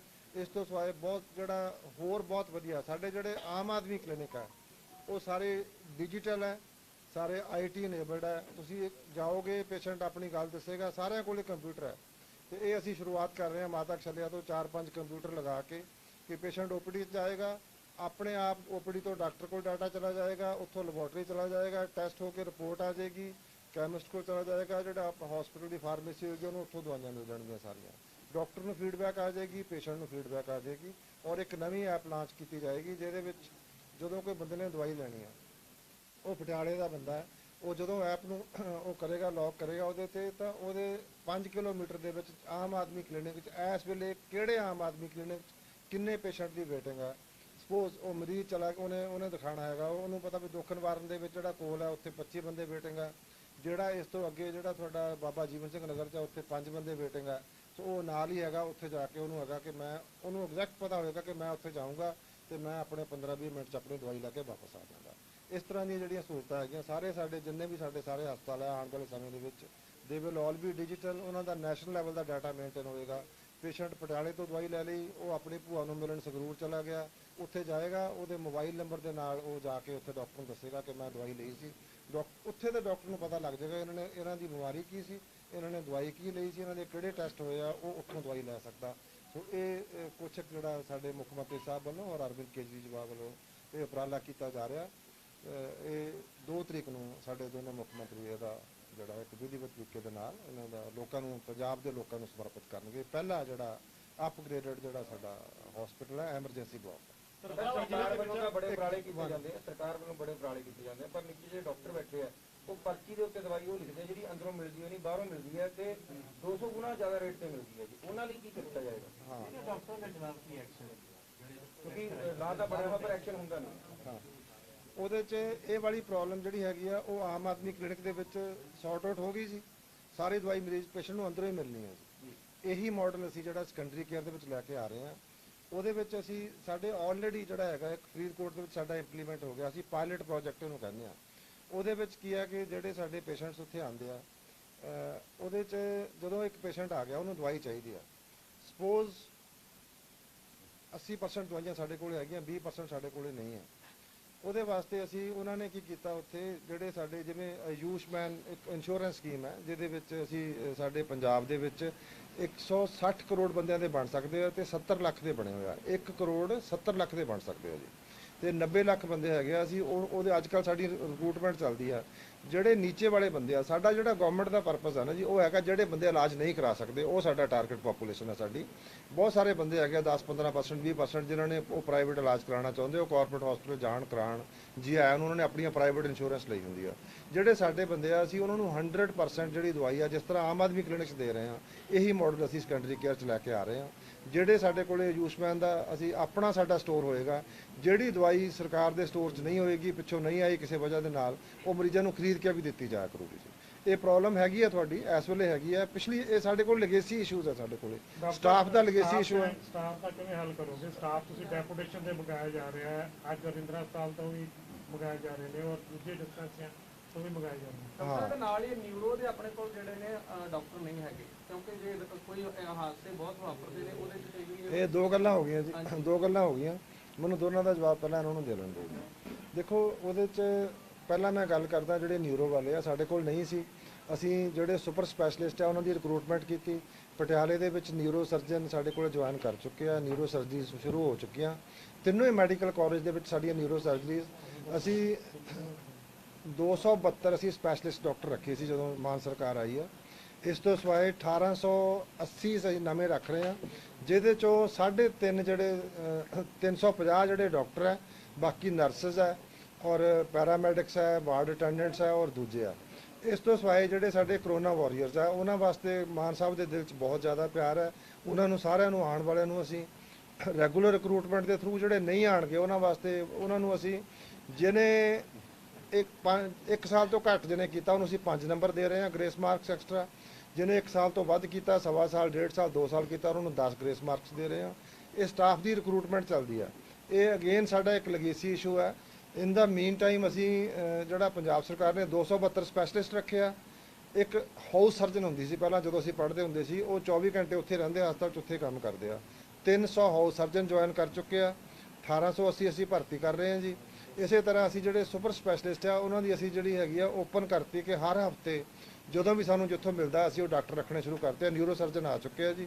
ਸਟਾਫ ਦੇ ਵਾਸਤੇ ਜਿਹੜਾ ਤੁਸੀਂ ਕਹਿ ਰਹੇ ਹੋ ਅਸੀਂ ਡੈਪੂਟੇਸ਼ਨ ਤੇ ਨਹੀਂ, ਉਹਦੇ 'ਚ ਹੈਗਾ ਕਿ ਸਾਡੇ ਕੋਲ ਰਜਿੰਦਰਾ ਹਸਪਤਾਲ 'ਚ ਐਮਰਜੈਂਸੀ ਸੀ, ਉਹ ਸਟਾਫ ਐਮਰਜੈਂਸੀ 'ਚ ਟ੍ਰੇਨਡ ਹੈ। ਜਿਹੜਾ ਸਾਡਾ ਮਾਤਾ ਕਸ਼ਲਿਆ ਹਸਪਤਾਲ ਹੈ, ਉਹ ਉਹਨਾਂ ਨੂੰ ਸਟਾਫ ਨੂੰ ਟ੍ਰੇਨਿੰਗ ਦੀ ਲੋੜ ਹੈ। ਸੋ ਟ੍ਰੇਨਿੰਗ ਪਰਪਸਿਸ ਵਾਸਤੇ ਪਹਿਲੇ ਮਹੀਨੇ ਵਾਸਤੇ 15 ਜਿਹੜੇ ਦਿਨ ਵਾਸਤੇ ਅਸੀਂ staff the by rotation doctors ਦੀ ਵੀ ਔਰ ਨਰਸਸ ਦੀ ਵੀ ਡਿਊਟੀ ਲਾਵਾਂਗੇ। ਉਹਨੂੰ ਹੈਂਡ ਹੋਲਡਿੰਗ ਕਹਿੰਦੇ ਆ। ਇਸ ਤੋਂ ਸਿਵਾਏ ਅਸੀਂ ਇੱਕ EICU ਸ਼ੁਰੂ ਕਰ ਰਹੇ ਹਾਂ। ਉਹਦੇ ਨਾਲ ਕੀ ਹੋਏਗਾ ਕਿ ਸਾਡੇ ਕੋਲ ਸਾਰੇ ਮੋਨੀਟਰ ਲੱਗੇ ਹੋਣਗੇ। ਜਦੋਂ ਕੋਈ ਹਾਊਸ ਸਰਜਨ ਜਾਂ ਜਿਹੜਾ ਡਾਕਟਰ ਜਿਹੜਾ ਫੁੱਲੀ ਟ੍ਰੇਨਡ ਨਹੀਂ ਆ, ਜਦੋਂ ਨੇ ਪੇਸ਼ੈਂਟ ਦੇ ਟਿਊਬ ਪਾਣੀ ਹੈ, ਪੇਸ਼ੈਂਟ ਨੂੰ ਸਾਹ ਨਹੀਂ ਆ ਰਿਹਾ, ਇੰਟੂਬੇਸ਼ਨ ਕਰਨੀ ਹੈ ਉਹਦੀ, ਉਹ ਮੋਨੀਟਰ ਦੇ ਵਿੱਚ ਬੈਠ ਕੇ, ਸਾਡੇ ਮੈਡੀਕਲ ਕਾਲਜ ਦੇ ਵਿੱਚ ਬੈਠ ਕੇ, ਈਵਨ ਸਾਨੂੰ ਕੁਝ ਪ੍ਰਾਈਵੇਟ ਹਸਪੀਟਲ ਫੋਰਟਿਸ ਨੇ ਸਾਨੂੰ ਆਫਰ ਕੀਤਾ। ਉਹਨਾਂ ਨੇ ਪਹਿਲਾਂ ਉਹਨਾਂ ਦਾ ਬਹੁਤ ਇੱਕ ਸਕਸੈਸਫੁਲ ਮਾਡਲ ਹੈ, ਜਾਂ ਜਿਵੇਂ ਹਰਿਦਿਆਲਿਆ ਹੈਗਾ, ਕੋਈ ਜਿਹੜੇ ਸਾਡੇ ਇੱਕ ਰਿਮੋਟ ਏਰੀਆ ਦੇ ਵਿੱਚ ਵੀ, ਪਾਤਰਾਂ ਦੇ ਵਿੱਚ ਵੀ ਜਿਹੜਾ ਡਾਕਟਰ ਹੈ ਜਾਂ ਜਿਹੜਾ ਪੇਸ਼ੈਂਟ ਹੈ, ਉਹਨੂੰ ਇੱਕ ਮੈਡੀਕਲ ਕਾਲਜ ਦੀ ਔਰ ਇੱਕ ਕਿਸੇ ਕਾਰਪੋਰੇਟ ਹਸਪੀਟਲ ਦੀ ਜਾਂ ਕਿਸੇ ਚੰਗੇ ਹਸਪੀਟਲ ਦੀ, ਸਪੈਸ਼ਲਿਸਟ ਹਸਪੀਟਲ ਦੀਆਂ ਸਰਵਿਸਿਜ਼ ਉਹ ਡਾਕਟਰ ਦੇ ਥਰੂ ਪਾਤਰਾਂ ਦੇ ਪੇਸ਼ੈਂਟ ਨੂੰ ਅਵੇਲੇਬਲ ਹੋਣਗੀਆਂ ਥਰੂ EICU। ਬਹੁਤ ਸਾਰੇ ਇਨੀਸ਼ੀਏਟਿਵ ਅਸੀਂ ਇਸ ਤਰ੍ਹਾਂ ਦੇ ਲੈ ਰਹੇ ਹਾਂ, ਜਿਹਦੇ ਨਾਲ ਅਸੀਂ ਭਰਤੀ ਕਰ ਰਹੇ ਹਾਂ। ਭਰਤੀ ਕਦ ਤੱਕ ਮੁਕੰਮਲ ਹੋ ਜਾਏਗੀ ਸਰ? ਇਹ ਜਿਹੜੀ ਤਾਂ ਹਾਊਸ ਸਰਜਨ ਸੀਗੇ ਅਸੀਂ ਡਾਇਰੈਕਟਲੀ ਰੱਖ ਲਏ। ਸਪੈਸ਼ਲਿਸਟ ਅਸੀਂ ਉਹਨਾਂ ਨੂੰ ਪੰਜਾਬ ਪਬਲਿਕ ਸਰਵਿਸ ਕਮਿਸ਼ਨ ਦੇ ਥਰੂ ਬਾਹਰੋਂ ਕੱਢ ਕੇ ਰੱਖ ਲਿਆ। ਜਿਹੜੇ ਸਾਡੇ ਡਾਕਟਰ ਹੈ ਉਹ ਅਸੀਂ ਜਿਹੜਾ ਆਫਟਰ ਆਲ ਜਿਹੜਾ ਪੰਜਾਬ ਪਬਲਿਕ ਸਰਵਿਸ ਕਮਿਸ਼ਨ ਹੈ ਉਹਨਾਂ ਦਾ ਵੀ ਕੋਈ ਕੰਮ ਹੈ। ਡਾਕਟਰ ਦੀ ਰਿਕਰੂਟਮੈਂਟ ਉਹ ਕਰਨਗੇ। ਨਾਰਮਲੀ ਦੇ ਟੇਕ ਅਬਾਊਟ 6 ਮੰਥਸ। ਜਿਹੜੀ ਨਰਸਿੰਗ ਦੀ ਹੈਗੀ ਆ ਉਹ ਅਸੀਂ ਯੂਨੀਵਰਸਿਟੀ ਦੇ ਥਰੂ ਕਰ ਰਹੇ ਹਾਂ। ਉਹ 1.5 ਜਾਂ 2 ਮਹੀਨੇ 'ਚ ਉਹ ਜਲਦੀ ਕੰਪਲੀਟ ਹੋ ਜਾਏਗੀ। ਸਾਡੇ ਕੋਲੇ ਆ ਜਾਣਗੇ ਟੂ ਸਟਾਰਟ ਵਿਦ। ਜਦੋਂ ਅਸੀਂ ਐਮਰਜੈਂਸੀ ਸ਼ੁਰੂ ਕੀਤੀ ਆ ਉੱਥੇ ਉਹਦੇ ਵਿੱਚ ਆਪਣੇ ਰਜਿੰਦਰਾ ਹਸਪੀਟਲ ਦੇ ਵਿੱਚ, ਤਾਂ ਅਸੀਂ ਜਿਹੜੇ ਸੀਗੇ ਅਸੀਂ ਉਹਨਾਂ ਨੂੰ ਜਿਹੜਾ ਤੁਹਾਡਾ ਸਾਡੇ ਕੋਲੇ ਮਤਲਬ ਜਿਹੜਾ ਤੁਹਾਡੇ ਹੈਗੇ ਨਾ ਪੈਸਕੋ ਵਾਲੇ, ਪੰਜਾਬ ਐਕਸਰਸਮੈਨ ਵਾਲੇ, ਇਹਨਾਂ ਨੂੰ ਸਾਨੂੰ ਕੋਈ ਟੈਂਡਰ ਦੀ ਕਿਸੇ ਚੀਜ਼ ਦੀ ਕੋਈ ਲੋੜ ਨਹੀਂ, ਇਹਨਾਂ ਤੋਂ ਅਸੀਂ ਡਾਇਰੈਕਟਲੀ ਲੈ ਸਕਦੇ ਹਾਂ। ਅਸੀਂ ਉੱਥੇ ਵੀ ਸਟਾਫ ਲਿਆ ਸੀਗਾ, ਇੱਥੇ ਵੀ ਮੈਂ ਇਹਨਾਂ ਨੂੰ ਆਥੋਰਾਈਜ਼ ਕਰ ਚੁੱਕਿਆ ਮਾਤਾ ਕਸ਼ਲਿਆ ਬੜਿਆਂ ਨੂੰ। ਇਹ immediately security staff, ward attendants, even ਜੇ ਲੋੜ ਪਈ ਤਾਂ staff nurses, they can directly ਉਹਨਾਂ ਤੋਂ ਪੈਸਕੋ ਤੋਂ ਇਹ ਲੈ ਸਕਦੇ ਆ। ਡਾਕਟਰ ਸਾਹਿਬ ਜਿਹੜਾ ਮਾਤਾ ਕਸ਼ਲਿਆ ਹਸਪੀਟਲ ਹੈ ਇਹਦੇ ਵਿੱਚ 80% ਵਨ ਐਟ ਅ ਟਾਈਮ ਤੁਸੀਂ ਕਰ ਲਓ। ਮਾਤਾ ਕਸ਼ਲਿਆ ਹਸਪੀਟਲ ਦੇ ਵਿੱਚ 80% ਪੇਸ਼ੈਂਟ ਹੈ, ਉਹਨਾਂ ਨੂੰ ਐਕਸਰੇ ਜਿਹੜੇ ਜਾਂ ਅਲਟਰਾਸਾਊਂਡ ਦੀ ਜ਼ਰੂਰਤ ਹੁੰਦੀ ਹੈ। ਉੱਥੇ ਅਲਟਰਾਸਾਊਂਡ ਦਾ ਇੰਨਾ ਬੁਰਾ ਹਾਲ ਹੈ ਕਿ 1.5 ਮਹੀਨਾ 1 ਮਹੀਨਾ ਵੇਟਿੰਗ ਚੱਲ ਰਹੀ ਹੈ। ਹਸਪਤਾਲ ਦੇ ਵਿੱਚ ਵੀ ਇਹੀ ਪ੍ਰੋਬਲਮ ਹੈ। ਜੇ ਤਾਂ ਉਹ ਬਾਹਰੋਂ ਡਾਇਰੈਕਟ ਜਾਂਦਾ ਹੈ, ਮੰਨ ਲਓ ਡਾਕਟਰ ਦੀ ਪਰਚੀ ਲੈ ਕੇ, ਫਿਰ ਉਹਦਾ ਅਲਟਰਾਸਾਊਂਡ ਹੁੰਦਾ 900 ਤੇ 1000 ਦੇ ਵਿੱਚ। ਅਗਰ ਉਹ ਬਿਨਾਂ ਪਰਚੀ ਤੋਂ ਜਾਂਦਾ ਕਿ ਮੈਂ ਤਾਂ ਆਪਣੇ ਆਪ ਕਰਾਉਣਾ ਹੈ ਜਾਂ ਕੋਈ ਸਿੰਪਲ ਪਰਚੀ ਲਿਖ ਕੇ ਜਾਂਦਾ, ਤਾਂ ਉਹੀ ਅਲਟਰਾਸਾਊਂਡ ਉਹਦਾ ਉਸੇ ਅਲਟਰਾਸਾਊਂਡ ਸੈਂਟਰ ਦੇ ਉੱਪਰੋਂ 700 ਰੁਪਏ ਹੁੰਦਾ, ਤਾਂ ਕਿ 200-250 ਰੁਪਏ ਜਿਹੜਾ ਕਮਿਸ਼ਨ ਤੱਕ ਦਾ ਕੈਦ ਹੋ ਗਿਆ। ਇੱਕ ਮਾਤਾ ਕਸ਼ਲਿਆ ਸਰ ਇੱਕ ਹੀ ਰੇਡੀਓਲੋਜਿਸਟ ਆ ਜਿਹੜਾ ਅਲਟਰਾਸਾਊਂਡ ਕਰਦਾ ਹੈ, ਉਹ ਮਹੀਨੇ 'ਚ 20 ਦਿਨ ਛੁੱਟੀ ਤੇ ਰਹਿੰਦੇ ਆ। 15 ਦਿਨ ਟ੍ਰੇਨ ਤੇ ਚਲੇ ਗਏ, ਕਦੇ ਛੁੱਟੀ ਤੇ ਚਲੇ ਗਏ, ਫਿਰ ਉੱਥੇ ਕੋਈ ਨਹੀਂ ਹੁੰਦਾ ਔਰ ਇੱਕੋ ਹੀ ਮਸ਼ੀਨ ਹੈ। ਡਾਕਟਰ ਬਿਲਕੁਲ ਸਾਹਮਣੇ ਹੈ। 1500 ਰੁਪਏ 'ਚ ਖੁਦ ਮੈਂ ਕਰਵਾਇਆ ਜੀ। ਉੱਥੇ 500 ਰੁਪਏ ਦਾ ਡਾਕਟਰ ਦੀ ਕਮਿਸ਼ਨ ਹੈ ਜੀ, 1000 ਰੁਪਏ ਦਾ ਬੈਂਕ ਨੂੰ ਜਮ੍ਹਾਂ ਕਰਵਾ ਦਿੰਦੇ। ਔਰ ਟੀਵੀ ਹਸਪੀਟਲ ਇੱਕ ਮਸ਼ੀਨ ਪਈ ਹੈ, ਬਾਕੀ ਰੇਡੀਓਸ ਕੋਈ ਨਹੀਂ ਹੈ। ਮੈਂ ਜਵਾਬ ਦੇ ਦਾਂ ਜੀ ਦੇਖੋ ਇੱਕ ਹੁੰਦੀ ਆ ਡਿਮਾਂਡ ਐਂਡ ਸਪਲਾਈ। ਜਿਹੜੇ ਰੇਡੀਓਲੋਜਿਸਟ ਹੈ ਨਾ ਜੀ, ਅਸੀਂ ਇੱਕ ਜਿਹੜਾ ਨਵਾਂ ਅਸੀਂ ਕੰਮ ਕੀਤਾ ਹੈ, ਸਾਡੇ ਕੋਲੇ 300 ਡਾਕਟਰ ਸਾਡੇ ਕੋਲੇ ਹਰ ਸਾਲ ਪੀਜੀ ਕਰਨ ਆਉਂਦੇ ਆ। ਉਹਨਾਂ ਦੇ ਵਿੱਚੋਂ ਕੁਝ ਤਾਂ ਸਾਡੇ ਜਿਹੜੇ ਪੀਸੀਐਮਐਸ ਚੋਂ ਆਉਂਦੇ ਆ, ਜਿਹੜੇ 2 ਸਾਲ ਦਾ ਬੌਂਡ ਭਰਦੇ ਆ ਵੀ ਅਸੀਂ 2 ਸਾਲ ਸਰਕਾਰੀ ਨੌਕਰੀ ਕਰਾਂਗੇ, ਔਰ ਜਿਹੜੇ ਬਾਹਰੋਂ ਆਉਂਦੇ ਆ ਆਲ ਇੰਡੀਆ ਕੋਟਾ ਚੋਂ ਆਉਂਦੇ 1 ਸਾਲ ਦਾ ਬੌਂਡ ਭਰਦੇ ਆ। ਉਹ ਪਿਛਲੇ 30 ਸਾਲ ਤੋਂ ਲੋਕ ਪੀਜੀ ਕਰਕੇ ਜਾਈ ਜਾ ਰਹੇ ਆ, ਨਾ ਇਹਨਾਂ ਨੇ ਬੌਂਡ ਬਣੀ ਲਈ ਉਹਨਾਂ ਕੋਲੋਂ, ਨਾ ਉਹਨਾਂ ਨੂੰ ਜੌਬ ਲਈ। ਇਸ ਵਾਰੀ ਮੇਰੇ ਕੋਲੇ 300 ਆਏ ਸੀ ਮੇਰੇ ਕੋਲੇ, ਉਹਦੇ ਵਿੱਚ ਰੇਡੀਓਲੋਜਿਸਟ ਵੀ ਸੀ, 20 ਗਾਇਨੇਕੋਲੋਜਿਸਟ ਵੀ ਸੀ, 20 ਮੈਡੀਸਨ ਦੇ ਵੀ ਸੀ। ਸਾਡੇ ਕੋਲੇ ਮੈਡੀਕਲ ਕਾਲਜ ਦੇ ਵਿੱਚ ਵੀ ਸ਼ਾਰਟੇਜ ਸੀ। ਮੇਰਾ ਮੈਡੀਕਲ ਕਾਲਜ ਦਾ ਜਿਹੜਾ ਖੱਪਾ ਸੀ ਉਹ ਸਾਰਾ ਭਰ ਗਿਆ। ਅਸੀਂ ਉਹਨਾਂ ਨੂੰ ਸਾਰਿਆਂ ਨੂੰ ਕਿਹਾ ਜੀ, ਅਸੀਂ ਉਹਨਾਂ ਨੂੰ ਵੀ ਤੁਸੀਂ ਭਾਈ ਜਾਂ ਤਾਂ ਸਾਨੂੰ ਪੈਸੇ ਦਿਓ। ਤੁਸੀਂ ਦੇਖੋ ਜੇ 300 ਬੱਚੇ 10-10 ਲੱਖ 20-20 ਲੱਖ ਰੁਪਏ ਦੇਣਗੇ ਤਾਂ ਤੁਹਾਡੇ ਕੋਲੇ at least you have the capital, ਤੁਸੀਂ ਉਹਨੂੰ ਯੂਜ਼ ਕਰ ਸਕਦੇ ਹੋ। ਤੇ ਉਹਦੇ ਵਿੱਚੋਂ ਜਿਹੜੇ ਸਾਰੇ ਬੰਦੇ ਜੁਆਇਨ ਕਰ ਗਏ 4-5 ਨੇ, ਉਹਦੇ 'ਚ ਸਭ ਤੋਂ ਜ਼ਿਆਦਾ ਪ੍ਰੋਬਲਮ ਸਾਨੂੰ ਰੇਡੀਓਲੋਜਿਸਟ ਦੀ ਆਉਂਦੀ ਆ। ਉਹ ਕਹਿੰਦੇ ਸਾਤੋਂ 10 ਲੱਖ ਲੈ ਲਓ, 20 ਲੱਖ ਲੈ ਲਓ, ਕਿਉਂਕਿ ਉਹਨਾਂ ਨੂੰ ਬਾਹਰ ਬਹੁਤ ਜ਼ਿਆਦਾ ਪੈਸੇ ਮਿਲਦੇ ਆ। ਇਹਦੀ ਇੱਕ ਸ਼ਾਰਟੇਜ ਆ। ਇਹਦੇ ਵਾਸਤੇ ਅਸੀਂ ਕੀ ਕਰ ਰਹੇ ਹਾਂ, ਇਹਦੇ ਵਾਸਤੇ ਮੈਂ 6 ਮਹੀਨੇ ਦੀ ਟ੍ਰੇਨਿੰਗ ਸਿਰਫ ਅਲਟਰਾਸੋਨੋਲੋਜਿਸਟ, ਉਹ ਮੈਂ ਡਾਕਟਰਸ ਲੈ ਕੇ, ਦੇਖੋ ਜਦੋਂ ਪਿਛਲੀ ਕੋਈ ਕਮੀ ਪੇਸ਼ੀ ਹੋਵੇ ਨਾ ਜੀ, ਮੈਂ ਕੋਈ ਰਾਜਨੀਤੀ ਨਹੀਂ ਕਰ ਰਿਹਾ, ਉਹਨੂੰ ਮੈਂ ਜੇ ਸਟਾਫ ਨੂੰ ਟ੍ਰੇਨ ਕਰਾਉਣਾ ਮੈਨੂੰ ਮਿਨੀਮਮ 6 ਮਹੀਨੇ ਲੱਗਣਗੇ। ਮੈਂ 6 ਮਹੀਨੇ ਦਾ ਕੋਰਸ ਸ਼ੁਰੂ ਕਰਾ ਰਿਹਾ ਵੀ ਉਹ ਅਲਟਰਾਸਾਊਂਡ ਕਰਨ ਲੱਗ ਜਾਣ। ਡਾਕਟਰਸ ਤਾਂ ਟ੍ਰੇਨ ਕਰਨੇ ਪੈਣਗੇ, ਮੈਨੂੰ ਉਹਨੂੰ ਰੱਖਣੇ ਪੈਣਗੇ, ਮੈਂ ਉਹਨਾਂ ਨੂੰ ਇਨਸੈਂਟੀਵਾਈਜ਼ ਕਰ ਰਿਹਾ। ਉਹਦੇ ਵਿੱਚ ਮੈਂ ਕੀ ਕਰ ਰਿਹਾ ਵੀ ਜਿਹੜਾ ਇੰਸ਼ੋਰੈਂਸ ਦਾ ਕੰਮ ਕਰਨਗੇ, ਜਿਹੜਾ ਡਾਕਟਰ ਚੰਗਾ ਕੰਮ ਕਰੇਗਾ, ਜਿਹੜਾ ਵੱਧ ਸਰਜਰੀਜ਼ ਕਰੇਗਾ, ਵੱਧ ਐਮਰਜੈਂਸੀ ਅਟੈਂਡ ਕਰੇਗਾ, ਵੱਧ ਅਲਟਰਾਸਾਊਂਡ ਕਰੇਗਾ, ਉਹਦੇ ਵਿੱਚ ਜਿੰਨੇ ਇੰਸ਼ੋਰੈਂਸ ਦੇ ਪੈਸੇ ਆਣਗੇ, ਅਸੀਂ ਉਹਦੇ ਚੋਂ ਇੱਕ ਸਿਸਟਮ ਬਣਾਤਾ ਵੀ ਜਿੰਨੇ ਤਾਂ ਸਰਕਾਰ ਦਾ ਹਿੱਸਾ ਉਹਨੂੰ ਸਰਕਾਰ ਨੂੰ ਚਲਾ ਜਾਏਗਾ, ਜਿਹੜੇ ਬਾਕੀ ਪੈਸੇ ਬਚਣਗੇ ਖਰਚਾ ਕੱਢ ਕੇ ਸਰਕਾਰ ਦਾ, ਠੀਕ ਹੈ ਜੀ। ਚਾਹੇ ਆਪਰੇਸ਼ਨ ਹੈ ਉਹਦੇ ਇੰਨੇ ਮੈਡੀਸਨ ਦੇ ਹੋ ਗਏ, ਇੰਨੇ ਜਿਹੜੇ ਹੈਗੇ ਆ, ਜਿਹੜੇ ਗਵਰਨਮੈਂਟ ਦੇ ਵੀ ਕੁਝ ਯੂਜ਼ਰ ਚਾਰजेस ਹੁੰਦੇ ਆ, ਯੂਜ਼ਰ ਚਾਰजेस ਕੱਢ ਤੇ ਜਿਹੜੇ ਬਾਕੀ ਪੈਸੇ ਬਚੇ ਉਹਦੇ ਚੋਂ ਅਸੀਂ ਇੱਕ ਪਰਸੈਂਟੇਜ ਡਾਕਟਰ ਨੂੰ ਦੇਵਾਂਗੇ, ਬਾਕੀ ਸਟਾਫ ਨੂੰ ਦੇਵਾਂਗੇ। ਮੇਰੀ ਕੋਸ਼ਿਸ਼ ਇਹ ਹੈ ਕਿ ਜਿਹੜੇ ਉਹਦੇ 'ਚ ਨਾ ਆਪਾਂ ਨੂੰ ਇੱਕ ਗੱਲ ਸਮਝਣੀ ਪਏਗੀ ਕਿ ਜਿਹੜਾ ਸਰਕਾਰੀ ਡਾਕਟਰ ਹੈ ਉਹਦੀ ਤਨਖਾਹ ਦਾ ਤੇ ਜਿਹੜਾ ਪ੍ਰਾਈਵੇਟ ਡਾਕਟਰ ਉਹਦੀ ਤਨਖਾਹ ਦਾ ਜ਼ਮੀਨ ਅਸਮਾਨ ਦਾ ਫਰਕ ਹੈ, ਉਹਨਾਂ ਦੀ 4 ਗੁਣਾ ਮਿਲਦੇ ਉਹਨਾਂ ਨੂੰ। ਸੋ ਮੈਂ ਕੋਸ਼ਿਸ਼ ਕਰ ਰਿਹਾ ਵੀ ਉਹ ਹਸਪਤਾਲ ਦੇ ਵਿੱਚ ਕੰਮ ਕਰਨ, ਪੇਸ਼ੈਂਟ ਵਾਸਤੇ ਫ੍ਰੀ ਰਵੇ। ਜਿਹੜਾ ਸਾਡੇ ਕੋਲੇ ਇੰਸ਼ੋਰੈਂਸ ਤੋਂ ਜਾਂ ਹੋਰ ਕੋਈ ਵਧੀਆ ਕੰਮ ਕਰਦਾ, ਮੈਂ ਉਹਨਾਂ ਨੂੰ ਇਨਸੈਂਟਿਵ ਬਣੀ ਦੇ ਚੁੱਕਾ। ਇਹ ਵੀ ਮੈਂ ਬਹੁਤ ਜਲਦੀ ਲਾਗੂ ਕਰਨ ਜਾ ਰਿਹਾ। ਅਸੀਂ ਇਸ ਤਰ੍ਹਾਂ ਦੇ ਰਿਫਾਰਮ ਕਰ ਰਹੇ ਹਾਂ ਜੀ। ਪਟਿਆਲਾ ਤੋਂ ਇਲਾਵਾ ਸਰ ਜਿਹੜੀ ਹਸਪੀਟਲ ਆਪਾਂ ਤਿਆਰ ਕਰ ਰਹੇ ਹਾਂ ਕਿ ਆਪਣੇ ਜਿਹੜਾ ਉਦਘਾਟਨ ਵੀ ਇਹ ਗੱਲ ਤੁਸੀਂ ਕਹਿ ਰਹੇ ਹੋ, ਤੇ ਜਿਹੜੇ ਬਾਕੀ ਜ਼ਿਲ੍ਹਿਆਂ ਦੇ ਵਿੱਚੋਂ ਕਦੋਂ ਤੱਕ ਤਿਆਰ ਹੋ ਜਾਣਗੇ ਜੀ? ਇਹ ਮੇਰੇ ਕੋਸ਼ਿਸ਼ ਹੈ ਜੀ, ਮੈਂ 1 ਸਾਲ ਦੇ ਵਿੱਚ ਪੰਜਾਬ ਦੇ ਸਾਰੇ ਡਿਸਟ੍ਰਿਕਟ ਹਸਪੀਟਲ ਦੇ ਵਿੱਚ ਐਮਰਜੈਂਸੀ ਵਿੰਗ ਤਿਆਰ ਹੋ ਜਾਣਗੇ। ਕੁਛ ਇੱਕ ਸਾਡੇ ਜਿਹੜੇ ਹੈਗੇ ਆ, ਮਤਲਬ ਸਾਡੇ ਪ੍ਰਧਾਨ ਜੀ ਬੈਠੇ ਆ ਜੀ, ਇਹਨਾਂ ਦਾ ਜਿਹੜਾ ਹਸਪੀਟਲ ਹੈ ਮਾਨਸੇ ਦੇ ਵਿੱਚ, ਉਹ ਉੱਥੇ ਮਤਲਬ ਉਹ ਬਾਜ਼ਾਰ ਦੇ ਵਿੱਚ ਹੈ, ਉਹ ਮਤਲਬ ਵਾਇਬਲ ਨਹੀਂ ਹੈ। ਉੱਥੇ ਮੈਨੂੰ ਹਸਪੀਟਲ ਸ਼ਿਫਟ ਕਰਨਾ ਪੈਂਦਾ, ਉੱਥੇ ਹੋ ਸਕਦਾ ਮੈਨੂੰ 1.5 ਸਾਲ ਲੱਗ ਜੇ। ਗੁਰਦਾਸਪੁਰ ਦਾ ਹਸਪੀਟਲ ਨਵਾਂ ਬਣਿਆ, ਨਵਾਂ ਸ਼ਹਿਰ ਦਾ ਨਵਾਂ ਬਣਿਆ, ਅਸੀਂ ਸਾਰਾ ਆਪਣਾ ਹੋਮਵਰਕ ਕਰ ਲਿਆ ਜੀ, ਗੈਪ ਐਨਾਲਿਸਿਸ ਕਰ ਲਿਆ। ਉਹ ਅਸੀਂ ਆਉਣ ਵਾਲਾ ਲੁਧਿਆਣਾ ਬਹੁਤ ਵੱਡਾ ਸ਼ਹਿਰ ਹੈ ਜੀ, ਬਹੁਤ ਜ਼ਿਆਦਾ ਐਮਰਜੈਂਸੀ ਹੈ ਉਹਦੇ 'ਚ। ਇਸੇ ਤਰ੍ਹਾਂ ਸਾਡੇ ਜਿਹੜਾ ਜਲੰਧਰ ਦਾ ਹੈਗਾ, ਉਹਦੇ ਵਿੱਚ ਮਤਲਬ ਬਹੁਤ ਵੱਡਾ 500 ਬੈੱਡ ਦਾ ਹਸਪਤਾਲ ਹੈ। ਉੱਥੇ ਮੈਂ ਇਮੀਡੀਏਟਲੀ ਸ਼ੁਰੂ ਕਰ ਰਿਹਾ ਜੀ। ਅਸੀਂ ਆਲਰੇਡੀ ਸਾਰੇ ਉਹਦੇ ਸਰਵੇ ਹੋ ਗਏ ਆ, ਉਹਨਾਂ ਦਾ ਸਾਰੇ ਐਸਟੀਮੇਟ ਬਣ ਗਿਆ, ਸਾਰੀ ਇਕੁਇਪਮੈਂਟ ਅਸੀਂ ਲੱਭ ਲਈ ਹੋਈ ਆ। ਔਰ ਹੈਰਾਨੀ ਦੀ ਗੱਲ ਇਹ ਆ ਵੀ ਅਸੀਂ ਬਹੁਤ ਘੱਟ ਪੈਸਿਆਂ ਦੇ ਵਿੱਚ ਕਰ ਰਹੇ ਹਾਂ। ਜਿਹੜਾ ਇੱਥੇ ਵੀ ਕਰ ਰਹੇ ਹਾਂ ਨਾ, ਅਸੀਂ ਲੱਖਾਂ ਦੇ ਵਿੱਚ ਖਰਚਾ, ਕਰੋੜਾਂ ਦਾ ਬਜਟ ਹੁੰਦਾ, ਅਸੀਂ ਸਮਾਨ ਲੱਭ ਕੇ ਸਾਰਾ ਉਹ ਸਾਡੇ ਕੋਲੇ ਪਿਆ ਹੋਇਆ, ਸਾਰਾ ਸਟਾਫ ਨੂੰ ਟ੍ਰੇਨ ਕਰਕੇ ਇਹ ਅਸੀਂ ਕਰ ਰਹੇ ਹਾਂ। ਇਹ ਮੇਰਾ 1 ਸਾਲ ਦੇ ਵਿੱਚ ਟਾਰਗੇਟ ਹੈ ਜੀ। ਜੇ 23 'ਚ ਨਹੀਂ ਤਾਂ 20 ਦੇ ਵਿੱਚ ਮੇਰੀਆਂ emergency services, patient facilitation centres ਔਰ ਜਿਹੜੀ ਸਟਾਫ ਦੀ ਕਮੀ ਹੈ, ਜਿਸ ਤਰ੍ਹਾਂ ਮੈਂ ਦੱਸਿਆ ਵੀ 300 ਡਾਕਟਰ ਮੇਰੇ ਕੋਲੇ ਪੋਸਟ ਗ੍ਰੈਜੂਏਟ ਟ੍ਰੇਨ ਹੋ ਕੇ ਆਉਂਦੇ ਆ, ਅਸੀਂ ਉਹਨਾਂ ਦੀ 100% ਰਿਕਰੂਟਮੈਂਟ ਸ਼ੁਰੂ ਕਰਤੀ ਆ। ਇਹਨੂੰ ਸਾਲ ਕੁ ਲੱਗ ਜਾਏਗਾ ਜੀ। ਸਾਡੇ ਸਾਰੇ ਜਿੰਨੇ ਸਪੈਸ਼ਲਿਸਟ ਕਹਿੰਦੇ ਨਸ਼ੇ ਦਾ ਮੁੱਦਾ ਬਹੁਤ ਜਿਹੜਾ ਉਹ ਭਖਿਆ ਵੀ ਹੋਇਆ ਤੇ ਸਮੱਸਿਆ ਵੀ ਹੈਗੀ ਹੈ, ਉਹਦੇ ਕੰਟਰੋਲ ਦੇ ਲਈ ਤੁਸੀਂ ਕੀ ਨਵੀਆਂ ਜਿਹੜੀਆਂ ਚੀਜ਼ਾਂ? ਹਾਂ, ਇਹ ਬਹੁਤ ਅੱਛਾ ਸਵਾਲ ਹੈ ਜੀ ਤੁਹਾਡਾ। ਪੰਜਾਬ ਦੀ ਦੁੱਖ ਦੀ ਰਾਖ ਹੈ, ਔਰ ਸਾਡੇ ਮੁੱਖ ਮੰਤਰੀ ਸਾਹਿਬ ਦੇ ਜਿਹੜਾ ਸਭ ਤੋਂ ਜ਼ਿਆਦਾ ਉਹਨਾਂ ਵਾਸਤੇ ਜਿਹੜਾ ਮੁੱਦਾ ਹੈਗਾ ਉਹ ਇਹ ਆ, ਉਹਨਾਂ ਨੇ ਜੋ ਮੇਰੀ ਡਿਊਟੀ ਲਾਈ ਹੈ, ਇਹਦੇ 'ਚ 4 ਚੀਜ਼ਾਂ ਹੁੰਦੀਆਂ ਜੀ। ਇੱਕ ਤਾਂ ਹੈਗਾ ਡਰੱਗਸ ਦੀ ਸਪਲਾਈ, ਉਹਦੇ ਨਾਲ ਪੁਲਿਸ ਡੀਲ ਕਰ ਰਹੀ ਆ, ਬਹੁਤ ਵਧੀਆ ਤਰੀਕੇ ਨਾਲ ਕਰ ਰਹੀ ਆ, ਕਿਸੇ ਨੂੰ ਸਪੇਅਰ ਨਹੀਂ ਕੀਤਾ ਜਾ ਰਿਹਾ, ਜਿੱਡਾ ਵੱਡਾ ਬੰਦਾ ਮਰਜ਼ੀ ਹੋਵੇ, ਜੋ ਮਰਜ਼ੀ ਹੋਵੇ। ਇਹ ਪਹਿਲੀ ਵਾਰੀ ਹੋਇਆ ਕਿ ਵੱਡੇ ਸੀਨੀਅਰ ਅਫਸਰ ਜਾਂ ਹੋਰ ਪੋਲੀਟੀਸ਼ੀਅਨ ਦੇ ਉੱਤੇ ਐਕਸ਼ਨ ਹੋ ਰਿਹਾ। 3 ਗੱਲਾਂ ਇਹਦੇ 'ਚ ਹੋ ਰਿਹਾ ਜੀ। ਉਹ ਹੈਗੀ ਆ ਡਿਮਾਂਡ ਰਿਡਕਸ਼ਨ ਜੀ, ਠੀਕ ਹੈ ਜੀ, ਸਟਿਗਮਾ ਰਿਡਕਸ਼ਨ, ਔਰ ਸਭ ਤੋਂ ਵੱਡੀ ਗੱਲ ਹੈ ਕਿ ਲੋਕਾਂ ਨੂੰ ਜਿਹੜੀ ਉਹਨਾਂ ਦੀ ਡੀ ਐਡਿਕਸ਼ਨ ਕਰਕੇ ਜਿਹੜਾ ਹੈਗਾ ਉਹਨਾਂ ਨੂੰ ਰੀਹੈਬਿਲਿਟੇਸ਼ਨ ਉਹਨਾਂ ਦੀ। ਇਹ 3 ਚੀਜ਼ਾਂ ਜਿਹੜੇ ਮੇਰੇ ਮਹਿਕਮੇ ਨਾਲ ਸੰਬੰਧਿਤ ਹੈ ਜੀ। ਅਸੀਂ ਸਾਰੇ ਸਾਡੇ ਜਿੰਨੇ ਵੀ ਸਾਡੇ ਐਮਐਲਏ ਆ, ਸਾਡੇ ਚੇਅਰਮੈਨ ਆ, ਅਸੀਂ ਸਾਰੇ ਜਣੇ ਔਰ ਐਨਜੀਓਜ਼ ਦੇ ਮੈਂਬਰ ਸਾਡੇ ਨਾਲ ਬਹੁਤ ਕੋਆਪਰੇਟ ਕਰ ਰਹੇ ਆ। ਇਹਦੇ ਵਿੱਚ ਨਵਾਂ ਕੀ ਹੈ ਕਿ ਮਾਨ ਸਾਹਿਬ ਨੇ ਬੜੀਆਂ ਕਲੀਅਰ ਇੰਸਟਰਕਸ਼ਨ ਹੈ ਜੀ, ਜਿਹੜਾ ਡਰੱਗ ਵੇਚਦਾ ਉਹ ਜੇਲ੍ਹ ਜਾਏਗਾ, ਜਿਹੜਾ ਡਰੱਗ ਲੈ ਰਿਹਾ, ਜਿਹੜਾ ਨਸ਼ਾ ਕਰ ਰਿਹਾ ਉਹ ਮਰੀਜ਼ ਹੈ, ਮੈਂਟਲ ਹੈਲਥ ਦਾ ਇਸ਼ੂ ਹੈ, ਉਹਦਾ ਇਲਾਜ ਅਸੀਂ ਕਰਾਂਗੇ। ਜਿਹੜੇ ਬੰਦੇ ਫੜੇ ਜਾਣਗੇ ਜਿਨ੍ਹਾਂ ਕੋਲ ਕੰਜ਼ੰਪਸ਼ਨ ਕੁਆਂਟੀਟੀ ਹੋਏਗੀ ਉਹ ਸਾਡੇ ਹਸਪਤਾਲ 'ਚ ਆਉਣਗੇ ਜੀ, ਅਸੀਂ ਉਹਨਾਂ ਦਾ ਇਲਾਜ ਕਰਾਂਗੇ। ਉੱਥੇ ਵੀ ਅਸੀਂ ਜਿਸ ਤਰ੍ਹਾਂ ਯੋਗਾ ਲੋਕਾਂ ਨੂੰ ਕਰਾ ਰਹੇ ਉਹਨਾਂ ਨੂੰ ਯੋਗਾ ਕਰਾਵਾਂਗੇ, ਮੈਡੀਟੇਸ਼ਨ ਕਰਾਵਾਂਗੇ, ਉਹਨਾਂ ਨੂੰ ਅਸੀਂ ਕੋਈ ਨਾ ਕੋਈ ਕੰਮ ਸਿਖਾਵਾਂਗੇ। ਇਹ ਨਵਾਂ ਇਨੀਸ਼ੀਏਟਿਵ ਹੈ। ਉਹਨਾਂ ਦੇ ਵਿੱਚ ਜਿੱਥੇ ਪੋਸੀਬਲ ਹੈ ਉਹਨਾਂ ਦਾ in house skill development centre ਹੋਏਗਾ। ਜਿੱਥੇ ਛੋਟਾ ਸੈਂਟਰ ਹੈ ਨਹੀਂ ਹੋ ਸਕਦਾ ਉੱਥੇ ਡਿਸਟ੍ਰਿਕਟ ਲੈਵਲ ਤੇ ਸਕਿੱਲ ਡਿਵੈਲਪਮੈਂਟ ਸੈਂਟਰ ਹੋਏਗਾ। ਉਹਨਾਂ ਨੂੰ ਕੋਈ ਨਾ ਕੋਈ ਕੰਮ ਸਿਖਾ ਕੇ ਜਿੰਨੀਆਂ ਸਾਡੀਆਂ EMPLOYMENT ਜਨਰੇਸ਼ਨ ਸਕੀਮਸ ਆ ਉਹ ADC ਡਿਵੈਲਪਮੈਂਟ ਦੀ ਇੱਕ ਕਮੇਟੀ ਬਣਾਤੀ ਗਈ ਹੈ ਡਿਪਟੀ ਕਮਿਸ਼ਨਰ ਦੇ ਲੈਵਲ ਤੇ, ਉਹ ਕਮੇਟੀਆਂ ਬਣ ਰਹੀਆਂ। ਉਹਨਾਂ ਨੂੰ ਅਸੀਂ ਜਿਹੜਾ ਹੈਗਾ ਉਹਨਾਂ ਨੂੰ ਕੋਈ ਨਾ ਕੋਈ ਕੰਮ ਸਿਖਾ ਕੇ ਉਹਦੇ ਵਿੱਚ ਕਮਿਊਨਿਟੀ ਪਾਰਟਿਸਿਪੇਸ਼ਨ ਵੀ ਕਰਾਂਗੇ, ਲੋਕਾਂ ਨੂੰ ਕੰਮ ਸਿਖਾ ਕੇ ਉਹਨਾਂ ਨੂੰ ਲੋਨ ਦਵਾ ਕੇ ਉਹਨਾਂ ਨੂੰ ਕੋਈ ਨਾ ਕੋਈ ਕੰਮ ਸ਼ੁਰੂ ਕਰਾਵਾਂਗੇ ਉਹਨਾਂ ਨੂੰ, ਜਿਹਦੇ ਵਿੱਚ ਖਾਲੀ ਡਰੱਗ ਐਡਿਕਟਸ ਨਹੀਂ, ਜਿਹੜੇ ਸਾਡੇ ਦੂਜੇ ਯੂਥ ਵੀ ਆ, ਤਾਂ ਕਿ ਲੋਕ ਉਧਰ ਨੂੰ ਜਾਣ ਨਾ। ਇਸ ਤੋਂ ਸਿਵਾਏ ਅਸੀਂ ਜਿਹੜੇ ਮੇਰੇ ਤਿੰਨੇ ਮੈਡੀਕਲ ਕਾਲਜ ਆ, ਮੈਂ ਤਿੰਨਾਂ ਨੂੰ ਜਿਹੜੇ ਹੈਗੇ ਆ ਉਹਨਾਂ ਨੂੰ ਕਿਹਾ ਵੀ ਇਹਦੇ ਵਿੱਚ ਇੱਕ ਸਰਵੇਲੈਂਸ ਹੁੰਦੀ ਆ, ਐਪੀਡੈਮੀਓਲੋਜੀਕਲ ਸਟੱਡੀ ਹੁੰਦੀ ਆ ਵੀ ਸਾਡੇ ਬੱਚਿਆਂ ਦੇ ਵਿੱਚ ਕੀ ਸਟੇਟਸ ਹੈ, ਸਾਡੇ ਬੱਚੇ ਕੀ ਸੋਚਦੇ ਆ। ਜੇ ਬੱਚਿਆਂ ਦੇ ਵਿੱਚ ਡਰੱਗਸ ਨੂੰ ਭੁੱਲ ਜਾਓ ਤੁਸੀਂ, ਬੱਚਿਆਂ ਦੇ ਵਿੱਚ ਡਿਪਰੈਸ਼ਨ ਹੈ, ਐਂਗਜ਼ਾਇਟੀ ਨਿਊਰੋਸਿਸ ਹੈ, ਅਟੈਂਸ਼ਨ ਡੈਫੀਸ਼ੀਟ ਹੈ, ਬੱਚਿਆਂ ਦੇ ਵਿੱਚ ਇਹਦੀ ਬਿਮਾਰੀ ਹੈ ਜੀ, ਮੋਬਾਈਲ ਦੀ ਬਿਮਾਰੀ ਹੈ, ਬੱਚੇ ਇਹਦੇ 'ਚ ਲੱਗੇ ਹੋਏ ਆ, ਉਹਦੇ ਨਾਲ ਬੜੇ ਨੈਗੇਟਿਵ ਇਨਫਲੂਐਂਸਸ ਆ, ਇਹਨੂੰ ਪੋਜ਼ਿਟਿਵਲੀ ਕਿੱਦਾਂ ਯੂਜ਼ ਕਰਨਾ।